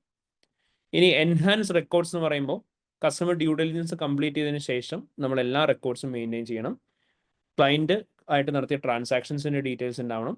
സസ്പീഷ്യസ് ആക്ടിവിറ്റി എന്തെങ്കിലും റിപ്പോർട്ട് ചെയ്തിട്ടുണ്ടെങ്കിൽ അതിൻ്റെയും ഡീറ്റെയിൽസ് കീപ്പ് ചെയ്തിട്ടുണ്ടാവണം. അറ്റ്ലീസ്റ്റ് 5 ഇയേഴ്സിലേക്ക് from the date from which transaction is completed നമ്മളത് മെയിൻറ്റെയിൻ ചെയ്യണം എന്ന് പറഞ്ഞു. ഇനി reporting related to money laundering ചോദിക്കും. അവിടെ ചോദിക്കുന്ന സമയത്ത് നമ്മൾ പറഞ്ഞു മണി ലോണ്ടറിങ് റിപ്പോർട്ടിംഗ് എന്ന് പറഞ്ഞാൽ നോർമൽ ഓഡിറ്റ് റിപ്പോർട്ടിംഗ് പോലെയല്ല. പകരം നമ്മൾ പറയണം there should be a person nominated in the company called as money laundering reporting officer. Any suspicious activity in the organization should be reported to the MLRO. MLRO detailed ആയിട്ട് informations analyse ചെയ്തതിനു ശേഷം if they believe that suspicious activity is real അല്ലെങ്കിൽ factual ആണെന്ന് തോന്നിക്കഴിഞ്ഞാൽ they should report it to Financial Intelligence Unit അല്ലെങ്കിൽ national crime agency. And അവർ ഒരു standard form complete ചെയ്ത് സബ്മിറ്റ് ചെയ്യണമെന്ന് പറഞ്ഞു. അതിൻ്റെ അകത്ത് സസ്പെക്റ്റിൻ്റെ name, address, date of birth കാര്യങ്ങളെല്ലാം ഉണ്ടാവണം. ഐഡന്റിഫിക്കേഷൻ റെഫറൻസസ് ഉണ്ടാവണം. സസ്പീഷ്യസ് ആക്ടിവിറ്റിയിലേക്ക് റൈസ് ചെയ്യുന്ന ഫാക്ടേഴ്സ് എന്തൊക്കെയാണോ അത് എന്തൊക്കെയാണെന്നുള്ള പറയാം. വേറെ റെലവൻറ്റ് ഇൻഫർമേഷൻ എന്തെങ്കിലും പാസ് ചെയ്യാനുണ്ടെങ്കിൽ അതും പാസ് ചെയ്യണം എന്ന് പറഞ്ഞു. സോ ഇത്രയും കാര്യങ്ങളായിരുന്നു മണി ലോണ്ടറിങ് റിപ്പോർട്ടിംഗ് ആയിട്ട് ബേസ് ചെയ്ത് നമ്മൾ പഠിച്ചത്. And we have also practised a question code Lark and കോ. അപ്പോൾ ആ ക്വസ്റ്റ്യൻ ഞാനിപ്പോൾ ഡിസ്കസ് ചെയ്യുന്നില്ല. പകരം ആ ക്വസ്റ്റ്യൻ ആരെങ്കിലും ചെയ്യാനുണ്ട് എന്നുണ്ടെങ്കിൽ ആ ക്വസ്റ്റ്യൻ ഒന്ന് പ്രാക്ടീസ് ചെയ്യണം. ലാർക്ക് ആൻഡ് കോ എന്ന് പറയുന്ന ക്വസ്റ്റ്യൻ്റെ പാർട്ട് ബി. സോ നമ്മൾ ഓൾറെഡി ക്ലാസ്സിൽ ചെയ്തതായിരുന്നു. ഇങ്ങനെയായിരുന്നു മണി ലോണ്ടറിങ് റിലേറ്റഡ് ആയിട്ടുള്ള ഏരിയനെ കുറിച്ച് നമുക്ക് ക്വസ്റ്റ്യൻസ് ചോദിക്കുക. ക്ലിയർ ആയോ എല്ലാവർക്കും? Is A clear everyone? Yes, sir. Yes, sir. അപ്പൊ ഇത്രയായിരുന്നു നമുക്ക് കോർ ഏരിയ ആയിട്ട് നമ്മുടെ AAA സിലബസിന്റെ അകത്ത് കവർ ചെയ്യാനായിട്ടുണ്ടായിരുന്നത്. സോ നമ്മൾ കുറേ റാൻഡം ടോപ്പിക്സ് ഉണ്ടായിരുന്നു. സോ പാർട്ട് ബിന്റെ പ്രത്യേകത ഇതാണ്, നമുക്ക് ഒരു 25 മാർക്ക് ക്വസ്റ്റ്യൻ എന്താണെങ്കിലും നമ്മൾ ഇന്നലെ പറഞ്ഞ പോലെ റിപ്പോർട്ടിങ്ങിന്റെ ഏരിയക്കകത്ത് നിന്ന് ചോദിക്കുള്ളൂ. പക്ഷെ അടുത്ത 25 മാർക്സിന്റെ ക്വസ്റ്റ്യൻ എന്ന് പറയുന്നത് ഏത് ഏരിയ എന്ന് വേണമെങ്കിലും ചോദിക്കാം. ഇതിന്റെ പ്രത്യേകത ഉള്ളതെന്ന് ചോദിച്ചാൽ നമ്മൾ ഇത്രയും നേരം ഡിസ്കസ് ചെയ്ത് എല്ലാ ടോപ്പിക്കിൻ്റെ അകത്തുനിന്നും കൂടി ഏതെങ്കിലും ഒരു ടോപ്പിക്കോ അല്ലെ മാക്സിമം 2 ടോപ്പിക്കോ ആയിരിക്കും ടെസ്റ്റ് ചെയ്യുന്നുണ്ടാവുക. അപ്പോൾ ഈ പറഞ്ഞ എല്ലാ ടോപ്പിക്സും ഒരേപോലെ ഇമ്പോർട്ടൻ്റ് ആയിട്ട് ടെസ്റ്റ് ചെയ്യുമെന്ന് ചോദിച്ചു കഴിഞ്ഞാൽ ഇല്ല. പക്ഷെ എല്ലാ ടോപ്പിക്സും റിവൈസ് ചെയ്യണമെന്ന് ചോദിച്ചു കഴിഞ്ഞാൽ ഡെഫിനറ്റ്ലി റിവൈസ് ചെയ്യണം. ഞാൻ ഇമ്പോർട്ടൻറ്റ് ക്വസ്റ്റ്യൻസ് പറഞ്ഞൊരു ഫയലും തന്നിട്ടുണ്ടായിരുന്നു നിങ്ങൾക്ക്. I will share that same file again in the group. അപ്പോൾ ആ ഫയലും ഒന്ന് നോക്കുക. അതിൻ്റെ അകത്തുനിന്ന് ഈ ക്വസ്റ്റ്യൻസ് എല്ലാം കവർ ചെയ്തിട്ടുണ്ടെന്ന് എൻഷുർ ചെയ്യുക. Well we have gone through almost all the questions in the revision kit. അപ്പോൾ എല്ലാവരും നമ്മൾ പ്രാക്ടീസ് ചെയ്ത ക്വസ്റ്റ്യൻസിൻ്റെ അകത്ത് തന്നെ മെയിൻലി എംഫസൈസ് ചെയ്യുക. കാരണം നമ്മൾ ആദ്യമേ ക്വസ്റ്റ്യൻസ് പ്രാക്ടീസ് ചെയ്ത് വന്നപ്പോൾ എല്ലാ സിലബസ് ഏരിയാസും കവർ ചെയ്യുന്ന രീതിയിൽ ഏറ്റവും ഇമ്പോർട്ടൻറ്റ് ക്വസ്റ്റ്യൻസ് ആയിരുന്നു ചെയ്തു പോകുന്നത്. സോ അപ്പോൾ ആ സെയിം പാറ്റേണിൽ തന്നെ ഒന്ന് പ്രാക്ടീസ് ചെയ്ത് പോരുക. Make sure that you have practice at least the questions which we have already discuss in the class, which means almost എല്ലാ ക്വസ്റ്റ്യൻസ് തന്നെ അവിടെ ഉണ്ട്. ബട്ട് സ്റ്റിൽ നമ്മൾ ആദ്യത്തെ അഡീഷണൽ ക്വസ്റ്റ്യൻ പ്രാക്ടീസിന് സമയത്ത് ചെയ്തല്ലാതെ പ്രൈമറി ക്വസ്റ്റ്യൻ പ്രാക്ടീസിന് സമയത്ത് ചെയ്ത ക്വസ്റ്റ്യൻസും റെക്കോർഡിംഗ് അറ്റൻഡ് ചെയ്തും എല്ലാം വീണ്ടും നല്ല രീതിയിൽ പ്രാക്ടീസ് ചെയ്യുക. Make sure that you have written each answer properly. ഓരോ ആൻസേഴ്സും എഴുതി തന്നെ പ്രാക്ടീസ് ചെയ്യണം, വായിച്ച് നോക്കി പ്രാക്ടീസ് ചെയ്യരുത്. ക്ലിയർ ആയോ? Is a clear everyone? Yes ഒരു ടൈം എങ്ങനെയാന്നൊന്ന് പറഞ്ഞുതരൂ. ടൈം എന്ന് വെച്ചാൽ ക്വസ്റ്റ്യൻ നമ്മൾ സ്റ്റാൻഡേർഡ് ടൈം വെച്ച് തന്നെ കാൽക്കുലേറ്റ് ചെയ്താൽ മതി. 3 hours ഇട്ട് തന്നെ കാൽക്കുലേറ്റ് ചെയ്താൽ മതി. അഡീഷണൽ ടൈം ഒന്നും നോക്കണ്ട. Each question 1 hour each question. എന്തോ അല്ല, ഈച്ച് ക്വസ്റ്റ്യൻ 1 hour അങ്ങനെയാണോ? അതോ അല്ലല്ല, അങ്ങനെയല്ല. നമ്മൾ 3 hours ആണ് ക്വസ്റ്റിന് വേണ്ടിയിട്ട് സ്പെസിഫൈ ചെയ്യുന്നത്. ആ 3 hoursന്റെ അകത്ത് നമ്മൾ എന്ത് ചെയ്യാം, 1.5 hours എന്ന് പറയുന്നത് നമ്മുടെ 50 മാർക്സിന്റെ ക്വസ്റ്റിന് വേണ്ടിയിട്ടായിരിക്കും. ബാക്കി 25 മാർക്സിന്റെ ക്വസ്റ്റിന് ഓരോ ക്വസ്റ്റിനും 45 minutes വെച്ചിട്ടായിരിക്കും ഉണ്ടാവുക. മനസ്സിലായോ? ഓക്കെ. സോ ഇതാണ് നമ്മുടെ കറക്റ്റ് ടൈം അലൊക്കേഷൻ. കാരണം 1.8 minutes വെച്ച് കാൽക്കുലേറ്റ് ചെയ്യുമ്പോൾ 50 മാർക്സിന് നമുക്ക് 1.5 hours എടുക്കാൻ പറ്റും. ഈച്ച് 25 മാർക്സിന് 45 minutes വെച്ച് എടുക്കാൻ പറ്റും. പക്ഷെ അവിടെ പ്രത്യേകം ശ്രദ്ധിക്കുക, എല്ലാവർക്കും കയ്യിൽ നിന്ന് പോകുന്നതും ഇവിടെ തന്നെയാണ്. എല്ലാവരും എന്താ ചെയ്യാന്ന് ചോദിച്ചു കഴിഞ്ഞാൽ ഈ 50 മാർക്കിന്റെ ക്വസ്റ്റിന് വേണ്ടിയിട്ട് തന്നെ ടൈം സ്പെൻഡ് ചെയ്യും. പക്ഷെ ഈ 1.5 മണിക്കൂർ സ്പെൻഡ് ചെയ്യാൻ പോകുന്ന റിസ്ക് എഴുതാൻ വേണ്ടിയിട്ടായിരിക്കും. അവിടെയാണ് ഫെയിലിയറിനുള്ള ചാൻസ് കൂടുന്നത്. ഞാൻ കഴിഞ്ഞ ദിവസം പറഞ്ഞില്ല, ലോജിക്കലി നിങ്ങൾ എങ്ങനെ ആലോചിച്ച് നോക്കുകയും 50 മാർക്സിന്റെ ക്വസ്റ്റിൻ്റെ അകത്ത് അറൗണ്ട് ഒരു മാക്സിമം, നിങ്ങൾ ഏത് ക്വസ്റ്റ്യൻ എടുത്ത് നോക്കിയാലും മാക്സിമം റിസ്ക് ചോദിക്കുക ഒരു 25 മാർക്സ് താഴെയാണ്. അപ്പോൾ ഇഫക്റ്റീവ്ലി നിങ്ങൾ അവിടെ 25 മാർക്സ് താഴെ ചോദിക്കുന്ന സമയത്ത് സപ്പോസ് കൺസിഡർ ദാറ്റ് നിങ്ങൾ 30 മാർക്കിന് എഴുതിയെന്ന് വെച്ചു, വേറെ എന്തെല്ലാം വെച്ച് എഴുതി 30 മാർക്കിന് 50 മാർക്കിന്റെ ക്വസ്റ്റ്യൻ അറ്റൻഡ് ചെയ്തു. അപ്പോഴും നിങ്ങൾ എന്ത് ചെയ്യാണ്, 10 മാർക്ക് അവിടെ മിസ് ചെയ്ത് കളഞ്ഞു. അതായത് ഡിസ്ക്രിപ്റ്റീവ് ആൻസറിൽ 10 മാർക്ക് കളഞ്ഞു. എല്ലാ റിക്വയർമെന്റ് അറ്റൻഡ് ചെയ്യാത്തപ്പോൾ തന്നെ നിങ്ങൾക്ക് എന്താണെങ്കിലും അവിടെ നിന്ന് പ്രൊഫഷണൽ മാർക്കിലും ലൂസ് വരും. സോ അപ്രോക്സിമേറ്റ്ലി 20 മാർക്ക് 50 മാർക്സിന്റെ ക്വസ്റ്റ്യൻ വിട്ടു എന്ന് വെച്ചു. അപ്പോൾ നിങ്ങൾ മൊത്തം ആലോചിച്ച് നോക്കിയേ, 100 മാർക്സിലാണ് നമുക്ക് എക്സാം. അതിൻ്റെ അകത്ത് 80 മാർക്കിന് നമ്മൾ ഡിസ്ക്രിപ്റ്റീവ് ആൻസർ ആക്ച്വലി എഴുതുന്നുള്ളൂ. അതിനാണ് നമ്മൾ 50 സ്കോർ ചെയ്യേണ്ടത്. 10 മാർക്ക് വിട്ട് കളഞ്ഞാൽ 70 മാർക്സിൽ നിന്ന് 50 മാർക്സ് സ്കോർ ചെയ്യണം. 20 മാർക്ക് വിട്ട് കളഞ്ഞാലോ 60 മാർക്സിൽ നിന്ന് 50 മാർക്ക് സ്കോർ ചെയ്യണം. അത് പോസിബിൾ ആയിട്ടുള്ള ഒരു എമൗണ്ട് അല്ല. അപ്പോൾ അതുകൊണ്ട് എല്ലാ ക്വസ്റ്റ്യൻസും അറ്റൻഡ് ചെയ്യുക എന്നുള്ളതാണ് ചെയ്യേണ്ടത്. എങ്കിൽ മാത്രമേ നമ്മൾ പാസ്സാവുള്ളൂ. അപ്പോൾ അതുകൊണ്ട് തന്നെ മെയിൻലി ശ്രദ്ധിക്കുക, 50 മാർക്കിന്റെ ക്വസ്റ്റ്യൻ എന്ന് പറഞ്ഞാൽ റിസ്കിന്റെ ക്വസ്റ്റ്യൻ അല്ല. സോ റിസ്കിന്റെ ക്വസ്റ്റ്യൻ ചെയ്യുമ്പോൾ 20 മാർക്കിനാണ് റിസ്ക് ചോദിച്ചേക്കുന്നതെങ്കിൽ 20 × 1.8 വരിക. സോ 20 × 1.8 36 minutes ആണെന്നുണ്ടെങ്കിൽ ആ 36 minutes നിങ്ങൾ ആ ഏരിയ കംപ്ലീറ്റ് ചെയ്യാനായിട്ട് നോക്കുക. എന്നിട്ട് മാത്രം ബാക്കിയുള്ള ഏരിയയിലേക്ക് പോവാം. അപ്പം 36 minutes എന്ന് പറയുമ്പോഴത്തേക്കും 36 + 4 നിങ്ങൾക്ക് എടുക്കും. കാരണം പ്രൊഫഷണൽ മാർക്കിന്റെ സമയം അവിടെ എക്സ്ട്രാ കിട്ടും. അപ്പോൾ അതും കൂടെ കൺസിഡർ ചെയ്തിട്ട് മാക്സിമം എക്സ്ട്രാ ഒരു 5 minutes ഒക്കെ റിസ്ക് കൂടുതൽ എടുക്കാവുള്ളൂ. അതിൽ കൂടുതൽ എടുക്കരുത്. ബാക്കി ആൻസേഴ്സ് എല്ലാം കംപ്ലീറ്റ് ചെയ്യുക. എന്നിട്ട് റിസ്കിന്റെ ക്വസ്റ്റ്യൻ വീണ്ടും റീ അറ്റംപ്റ്റ് ചെയ്യുക, ടൈം ഉണ്ടെങ്കിൽ മാത്രം.